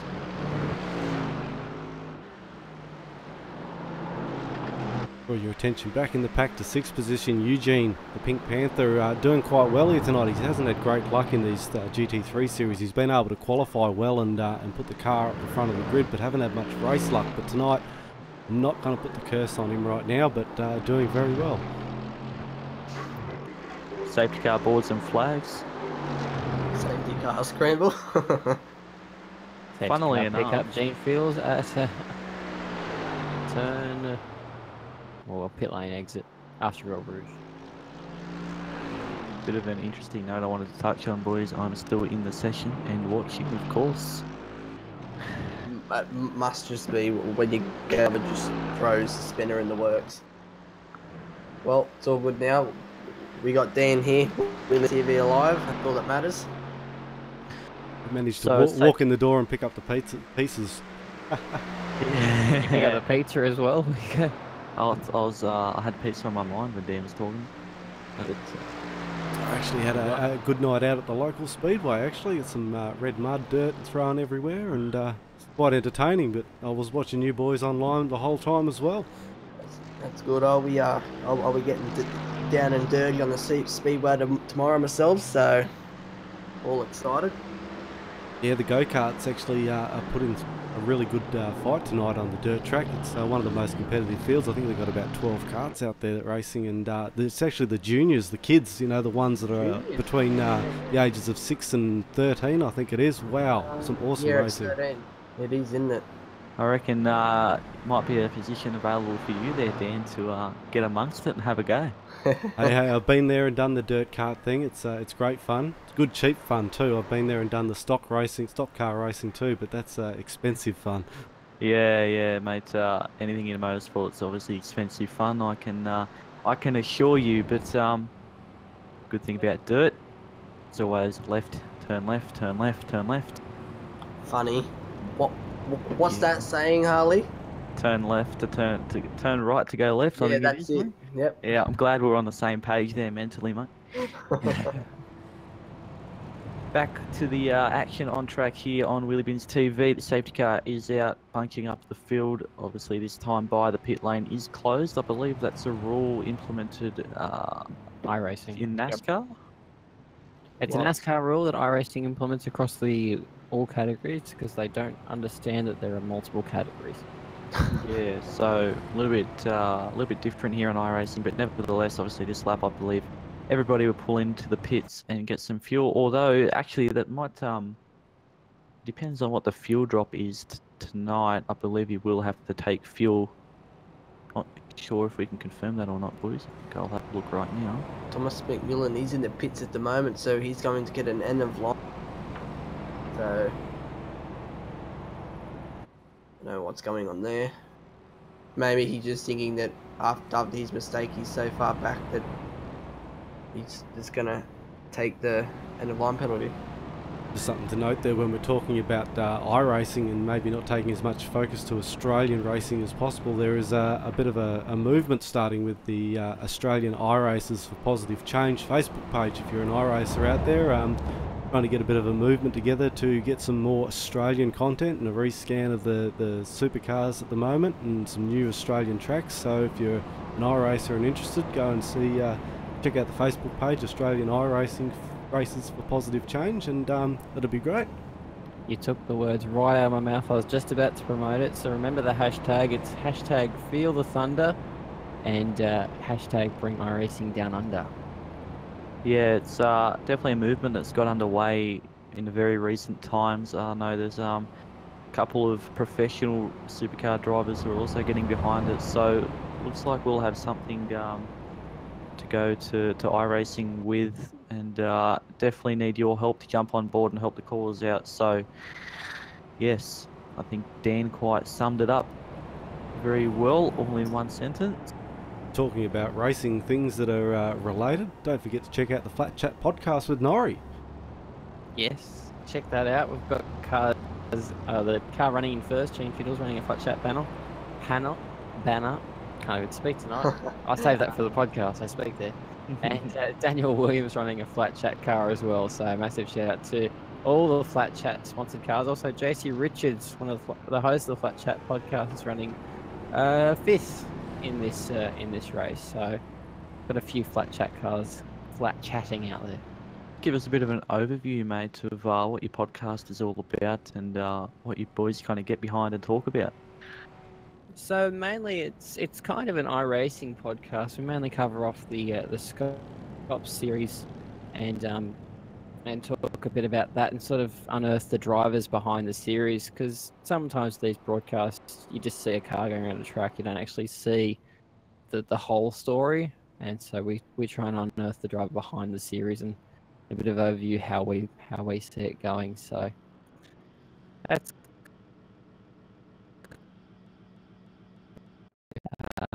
to bring in some drivers and just talk about how their races go.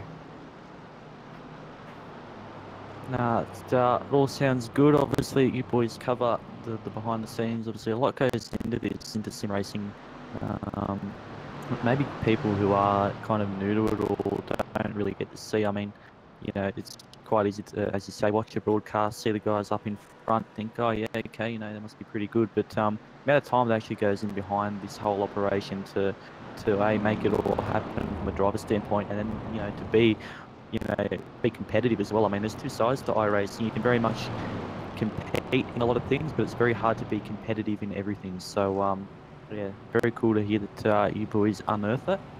Yeah, and that's the thing. Sometimes you can watch an hour of a broadcast and it looks good and everything, but there are many hours that go in behind the scenes to get everything working and everything organised. So, yeah, there's a lot of work that goes in behind the scenes as well for not only the racing but for broadcasting and podcasting as well. Also to mention as well, during that series of pit stops, I believe that JC Richards jumped. He's now on the top spot, and Daniel Williams is in P4, so come in and make it a Flat Chat podium. I reckon that will be pretty Flat Chat. What do you reckon, boys? I will be jumping from a rooftop and having a shoey somewhere. That would be epic. As the safety car lights are out, so we will be getting back under race conditions on this lap. On the next lap, sorry.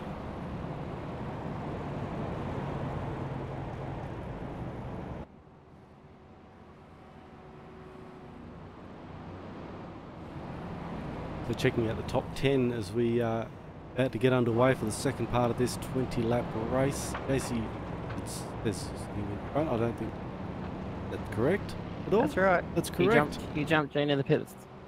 Nice work. Keep up, Sam, keep up. Oh, Will, sorry, I was doing other things in the background. Gene Fiddle's there in number 2, Jamie McKnight in 3, Daniel Williams in 4. Number 5 is Shane the Chief Evans, number 6, Eugene Blurton. Brendan McCarthy in 7, David Wack in 8, the Sticker Man, Thomas McMillan in 9th, and Russell Boardman rounding out your top 10.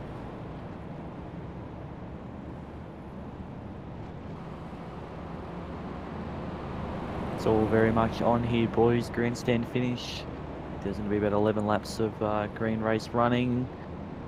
A couple of cars out of position here. Gene's flashing the lights. He won't be happy that JC jumped him in the pit lane. Team debrief will be excited to go back to, I can tell you that. They are teammates, so if Gene has the pace, is JC going to move over and let him by? No. I can tell you that won't happen.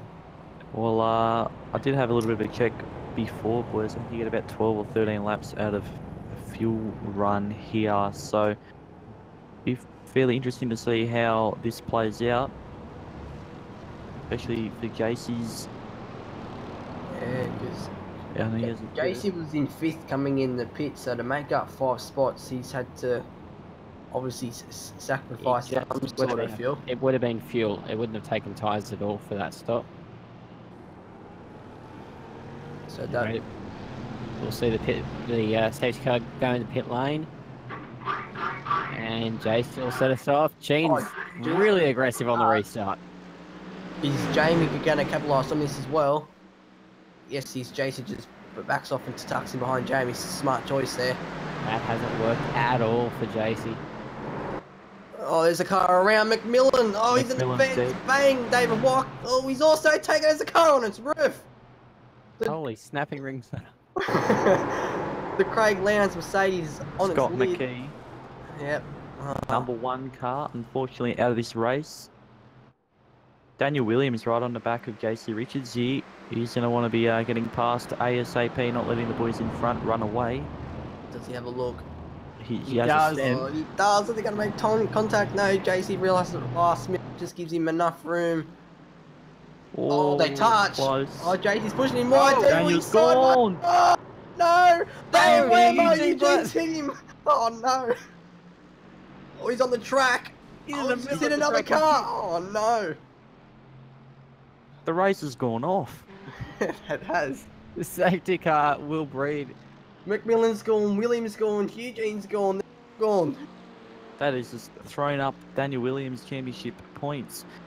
We got obviously Shane Evans in P4, Jamie McKnight in P2, hustling Gene Fiddies for P1 here. So Jamie showing that he's definitely got the pace to hang with the big boys in front.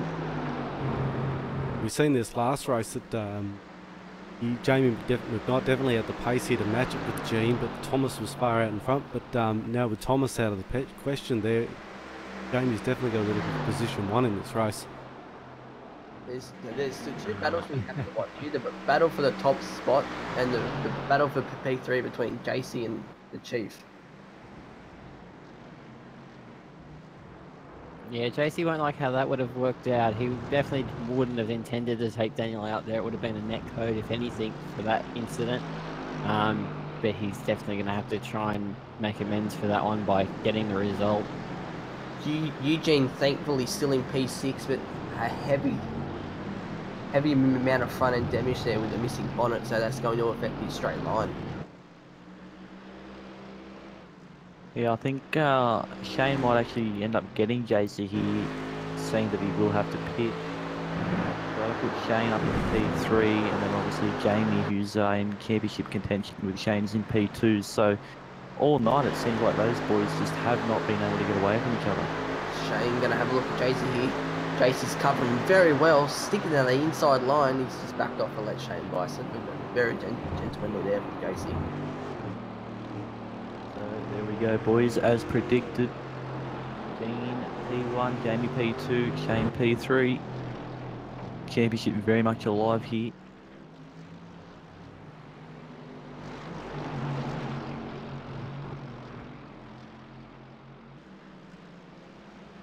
All eyes on the battle for the top spot between Gene and Jamie.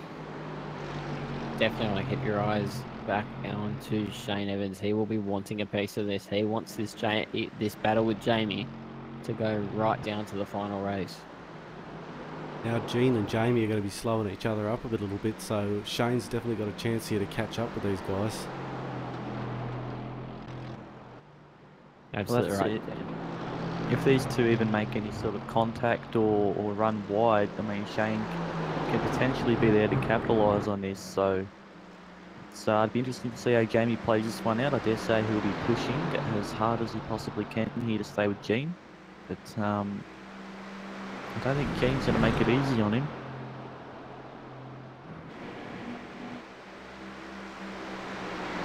Last lap from Jamie was a 2:15.8. Last lap from Gene was a 2:15.5. So there's a slight difference in their overall lap speed. Jamie will be trying everything. Gene will be throwing everything back at him. Looks like Jamie just ran a little bit deep there under brakes into the bus stop chicane, so he's lost a little bit of time to Gene, unfortunately. Hopefully he'll still be within the range of getting the benefit of the slipstream. I should be able to drag him along, otherwise, unfortunately, I get the feeling that Gene might actually drive away from Jamie. 2:14.97 for Gene, 2:15.2 for Jamie, so they're pushing. They're not letting up this one. The JC Richards entering pit lane now. Yeah, that's a disappointing end to that race. Well, disappointing hiatus to the speed that JC had, so not going to be a happy camper. Back in the pack, a little bit of a battle here between Russell Boardman and Brian Cooper. Back for 6th and 7th position.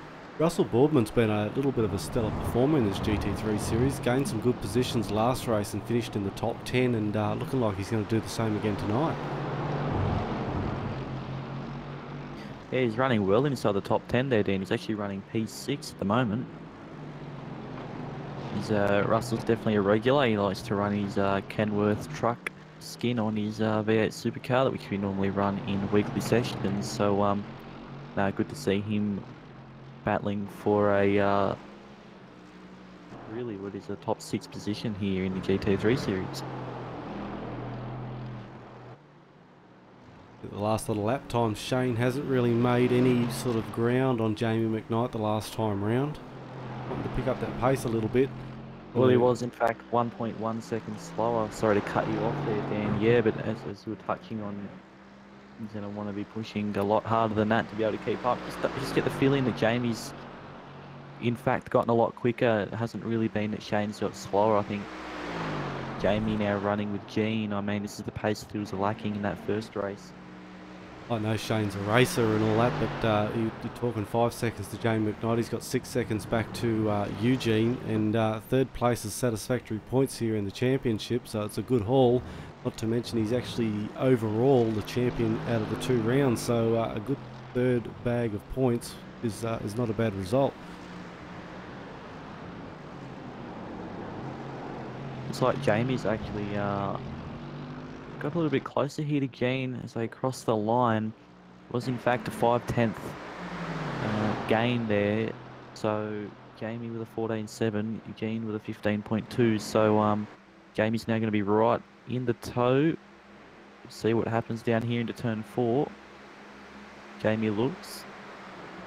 Phantoms a move. Doesn't do it. He's happy to stick with Gene now. Get the feeling that the outright pace of Gene here is just a little bit quicker than Jamie. Jamie's just staying with him here in his tow. Whether or not Jamie's fast enough to get past Gene is another story, but wait and see how this all pans out. A couple more laps to go. I think there's 6 laps to go.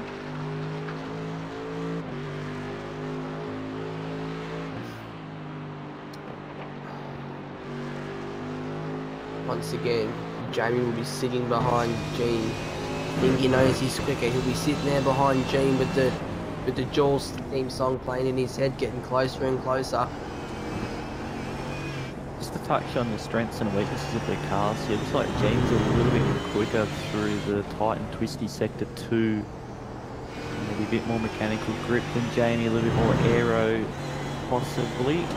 But Jamie makes up all his ground here in the final sector, where there's a little bit more straight line, slipstream advantage to come. So I think that's definitely playing in his advantage. If he's going to want to get past Gene, he's going to have to put on a really committed move. I don't think he's going to be close enough. Certainly not this time by. See what he can do. Under brakes, how close he can get. Jamie always closes up so much under brakes, doesn't he? Yeah, those Susing Veld pedals proving to be a good investment.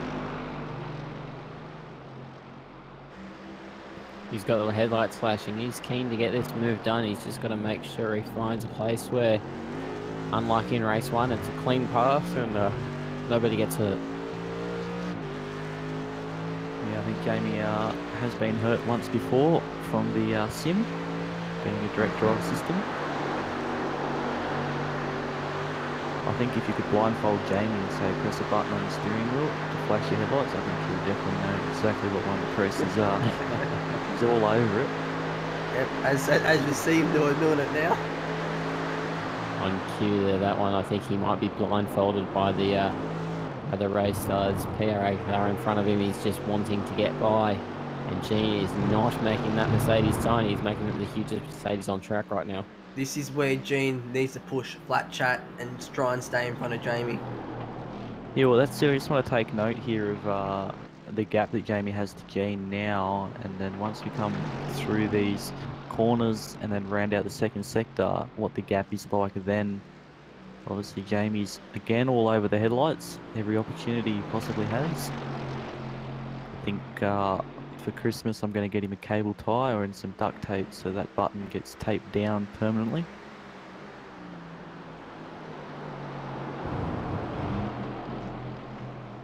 Very cool to see how much temperature goes into the front brakes of these GT3 cars. Obviously, being the night time, we get to see them glow. The rotor glow is quite unique to most of these cars, and it's there all the time, but you might not really makes them look really cool because it amplifies the actual look of it. So it's quite cool. It's like Jamie's really quite closed up on Gene and he's stuck with him through the corners. Is he going to have a look into the bus stop? You know, he's good under brakes. Oh, he's not going to he's attempt it. having a look. He's gone express postage. They're still too wide. Jamie on the curb, a little bit of oversteer. How's it going to go in the turn? Still there or thereabouts next to him. Last corner. Always get confused with that. Gene's gone for the switch. Gene's had a nice run there out of the final turn. He's going to have the toe of Jamie. If you can just hang with him through Eau Rouge, you will have a look into turn 4. This sector here is where Gene is quicker. Where his car had it. The car has just come straight up on the back of Jamie's there, so Gene's going to want to push this as far as he can. Jamie already to the inside, covering that line. These cars fairly equal on straight line speed here. Gene just blinking a little bit on my end. No illegalities, it may seem.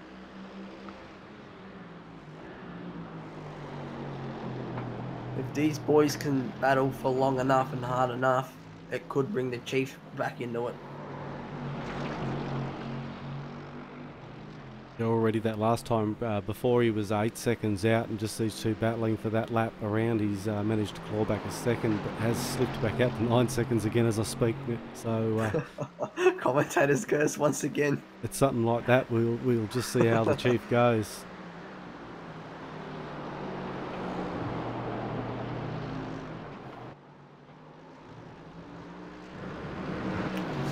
Jamie's now pulled a little bit of a gap on Gene, so I think you could say at the moment that Jamie has it done. He's going to sail away home in P1, but if he makes a mistake, Gene's still right there to capitalise from it.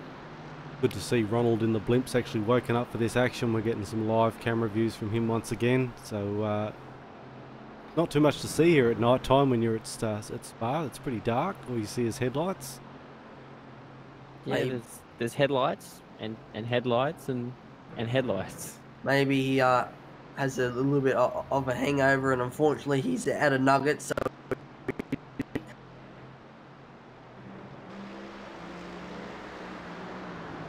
trees covering up headlights, and there's still headlights. So that's what we see here from Blimp Cam at Circuit de Spa French Course. You got that name down well there. I've done some googling. Gene Biddy's now in the slipstream, like Jamie will cover. As we all know what Jamie's like. Oh, we see him trying to do the Chris. Gene's not taking no for an answer on this one. No, he's not. He's like, He's gone to Australia Post. He's bought his stamp. He wants to send this one. he goes, I want a piece of this real estate, and I'm gonna try everything that's in the books to get it. I don't care that it's Jamie McKnight. I don't care that it's ERT. I want this position. That is the exact thought going through Gene's head right now.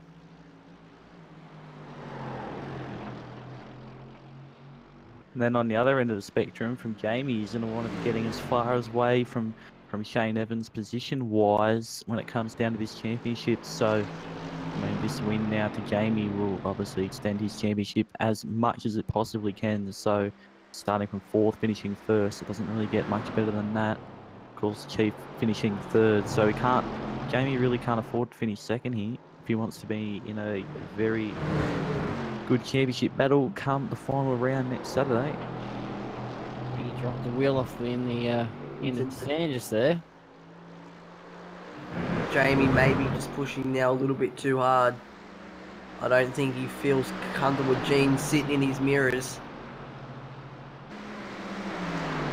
Technically, it's all for the sake of 2 points, 30 points for 1st, 28 points for 2nd. So he's fighting for the extra 2 points and a little bit more gain on Shane, and also a little bit more of an advantage for overall championship points. Well, although it is only 2 points, it's actually very quite significant when it comes down to the championship. And it's going to mean a lot coming into Bathurst for the next round, for the final round, because I heard Jamie say before that Bathurst isn't one of his strongest tracks, so he's going to want to get every point here that he can, because he may sacrifice a few next week. And right now, it matters for Jamie. Jamie's in this hunt. Gene's got a race to win and nothing to lose. Jamie's got everything to lose if he doesn't win this, so he will be trying his utmost to keep that PRA Racing's car behind him. He's closed laps to go. Before. Too wide. I think whoever's in front here should have it. It just seems Gene just doesn't have enough momentum to get past Jamie. It seems like the fact that Gene's actually quicker through Eau Rouge than Jamie's actually letting him down a little bit. He's not really benefiting off the toe from Jamie. He's kind of just pulling out, and then they're staying kind of stationary together. So obviously we did touch on the strengths and weaknesses of the cars prior, and I do feel that Jamie might be running a little bit less aero than Gene, so might also be helping him out in a straight line. Also hasn't really hurt their track pace, these two. Shane, the Chief Evans, now slipping about 10 seconds behind, so these guys are still pulling away from the Chief. He might have just settled for 3rd place here tonight with 2 laps to go. I think Shane, the very consistent driver he is thinking about championship, not pushing the issue here, just happy to come home with a podium finish and a good haul of points.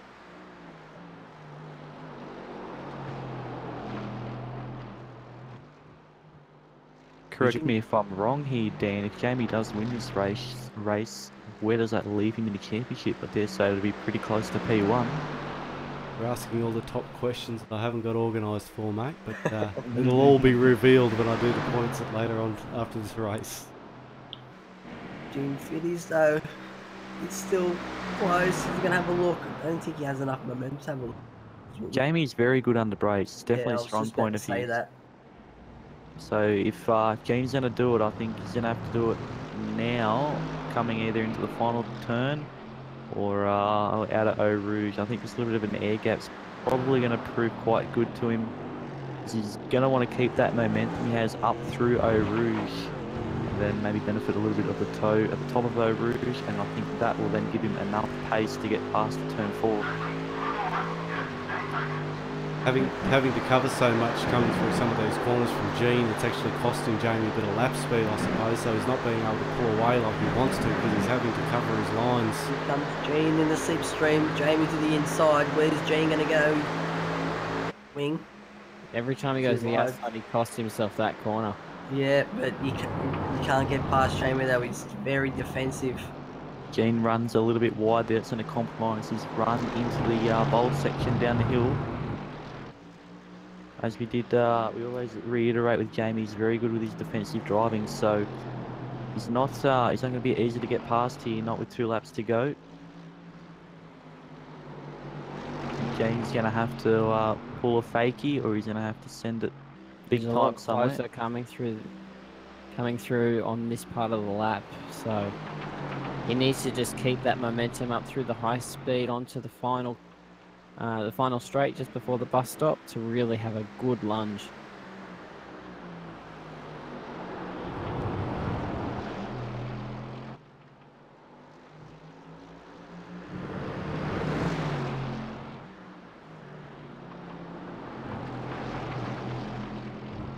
Who would have thought, boys, at the end of race 2 that we'd have Jamie McKnight in P1 and Gene in P2?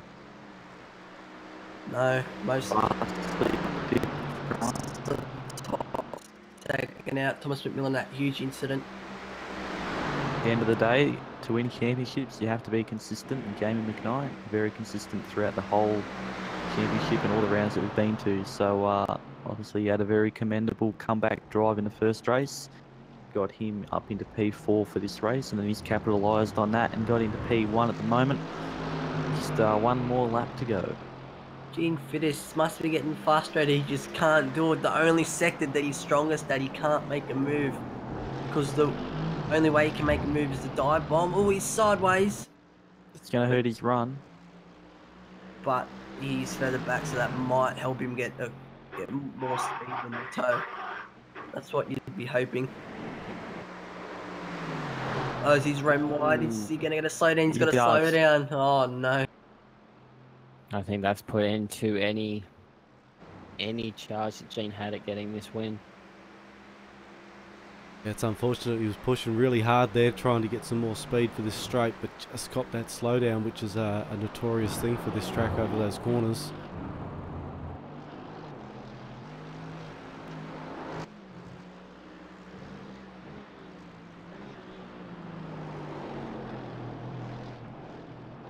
Currently looking at Jamie McKnight, the current race leader of this. He had a bit of a woeful start in race number 1 there, ending up at the Battle of the Pack and having to fight his way back through again to get a good starting position for this race, but has dominated well and truly for this race with a good fight there with Gene, managed to get past. It's been a great display of good driving and respect between these drivers.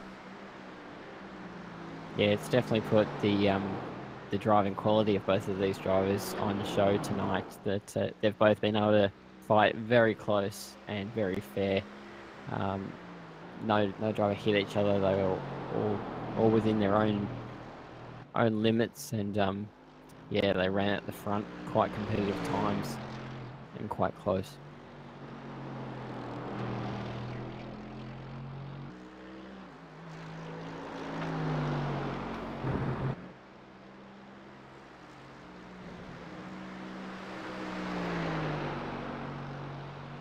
Shane Evans though, Mr. Consistency, still up there in P3, so he's got to score himself a solid result.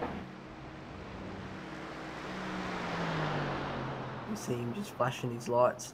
He'd be happy with that podium. Eugene Burton, after that getting tied up there, but I think it was Daniel Williams, bit of damage, but a strong finish for him, 4th position tonight. The Jamie McKnight take the race win here for race number 4, I suppose you could call it, round number 2 of the West End Mazda Wheelybins GT3 series.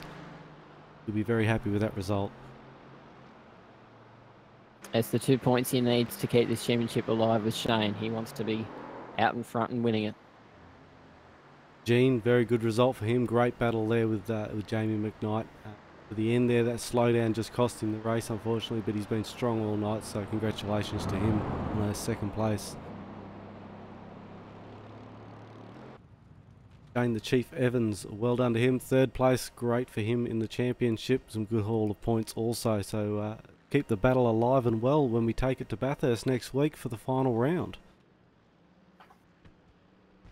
Yeah, that's it. Had word from race control, just try and get a couple of people into the commentary box. So we'll let Jamie get out of the car, out of his suit, and then bring him up into the green room, hopefully for a chat. Just take a quick ad break and we'll be back for that. After that, this ad break, we'll be back with some commentary and some chats with some of the drivers to see how they went in tonight's race. So stick around here on Wheelybins TV.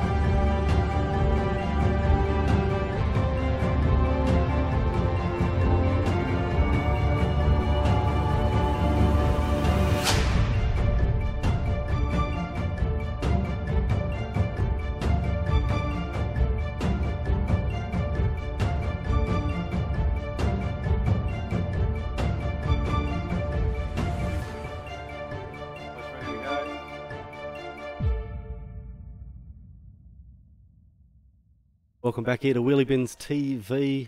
Fantastic race and action here tonight from the Circuit de Spa, the day-night session. We do it before iRacing do when they give us the day-night sessions. Remember, Wheelybins did it first here on Wheelybins TV. We've got some guys here in the room to have a bit of a chat to. I'll let you boys take it away for the interviews.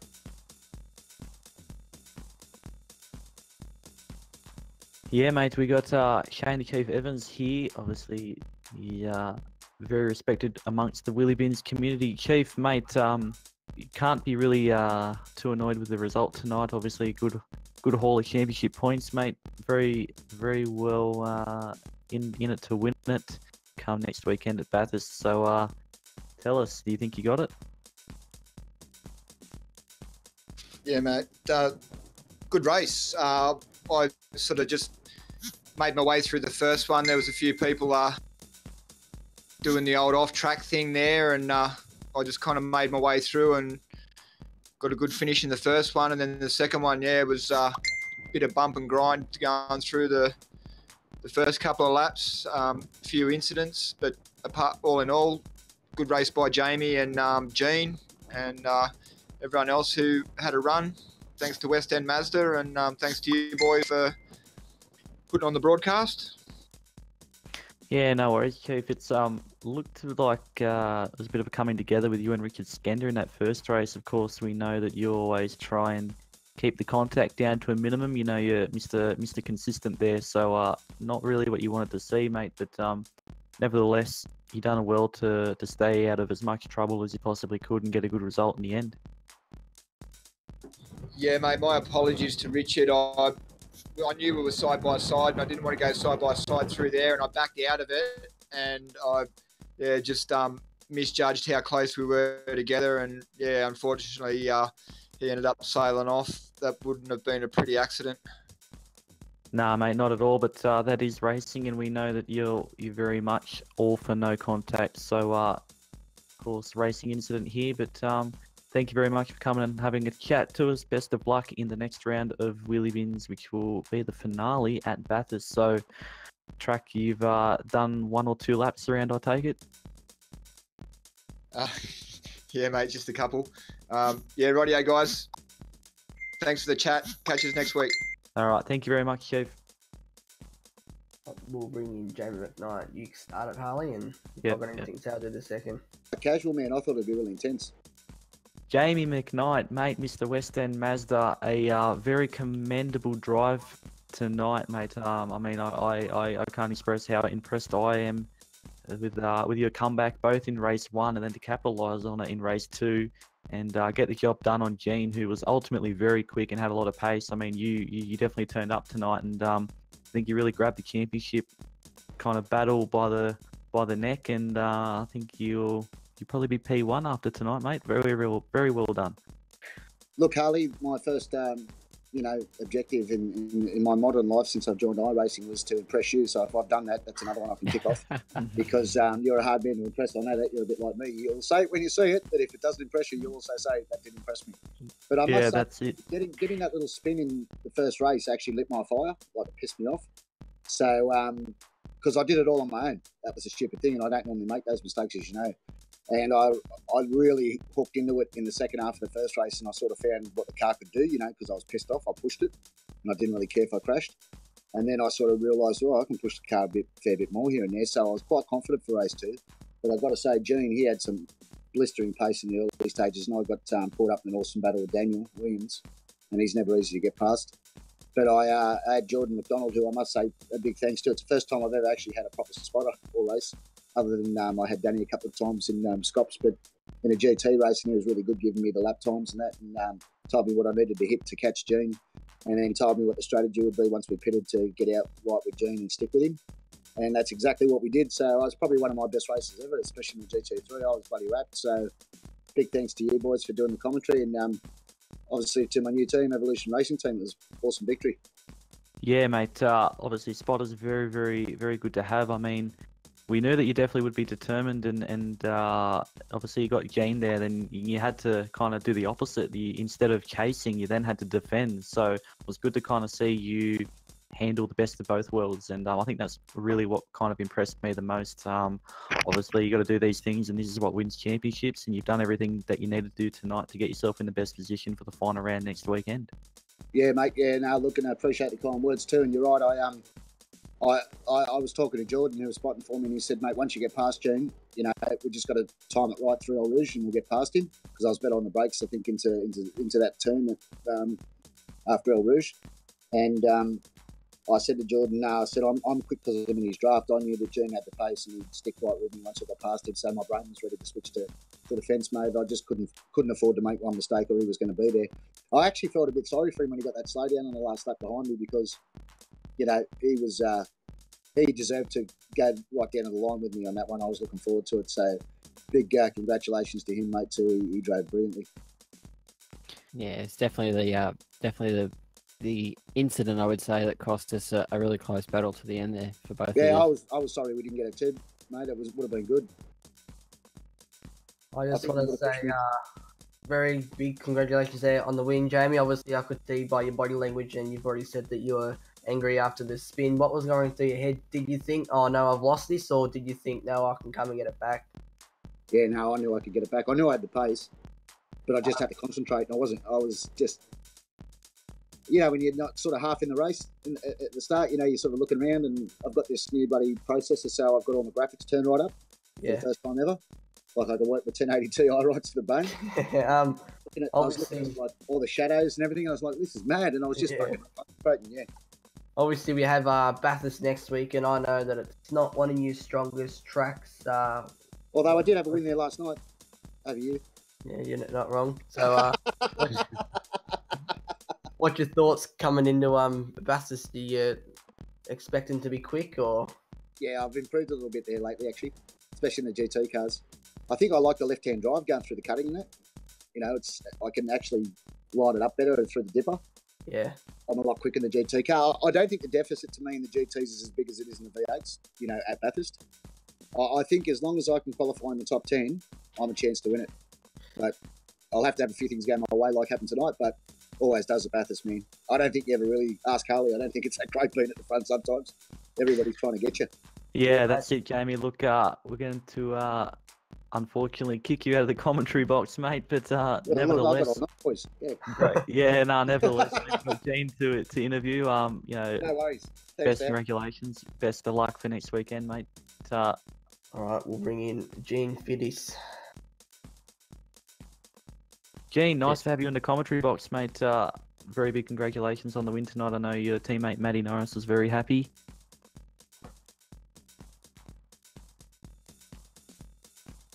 Gene.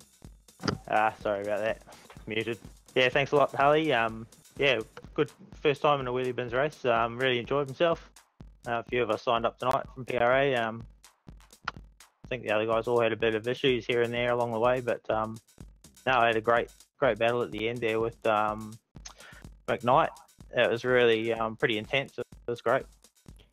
Yeah, that incident coming up through the top of El Rouge really did cost you, mate. That really cost a close finish. Do you reckon you had enough to take it to Jamie? I was definitely going to give it everything I had on that last lap, but yeah, copped the slowdown up through El Rouge. Just got the line wrong on the way in, and yeah, had about a second or two before I knew it was already all over. And then, second's pretty good. I was still happy, and just good, hard, clean racing at the front anyway, so can't ask for much more than that. No, it was definitely a show you put on for both, or for everyone watching, so it was great to watch. As the highest car with a flat chat banner on, you get my Norrie clap of the week, so hey! Well done, good stuff. Yeah, I don't know what happened to Thomas, but I think he just got it wrong, or back end started to come around on him earlier on in the race, down through that downhill section, that awkward left-hander that everyone hates, I think. Yeah, it wasn't the best incident.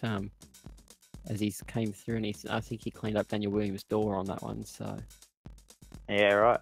Yeah, I managed to clean up the front right corner of my car before we'd even crossed the start line. I think in the first race, killed the aero a bit. You did get contact there, mate. Yeah, just rubbed the wall and gave me a bit more damage than it probably should have for the how lightly I touched it. But yeah, it just killed a bit of top speed. And... There you go, Harley. You're on it. I knew it, mate. All right, Gene, thank you for coming on and speaking to us, mate. Congratulations. We are going to wrap it up here on Wheelybins TV. Dan, do you have any final words? I'd just like to say I got 2 out of 3 right tonight. Jamie and Shane in the top 3. It's just a shame Daniel Williams cost me the bet. It's a great race here at Spa, though. It's always put on a great spectacle, especially this day-night series, so it's always good enjoyment. Yeah, that's it, mate. This is obviously the second last round of the round 2 Wheelybins GT3 series. So next week we're at Bathurst. Make sure that you tune in. It's going to be a great night of racing with a top 10 shootout, and then a long race to sort out who's going to take out the championship. So nevertheless, boys, it's been great commentating with you all tonight.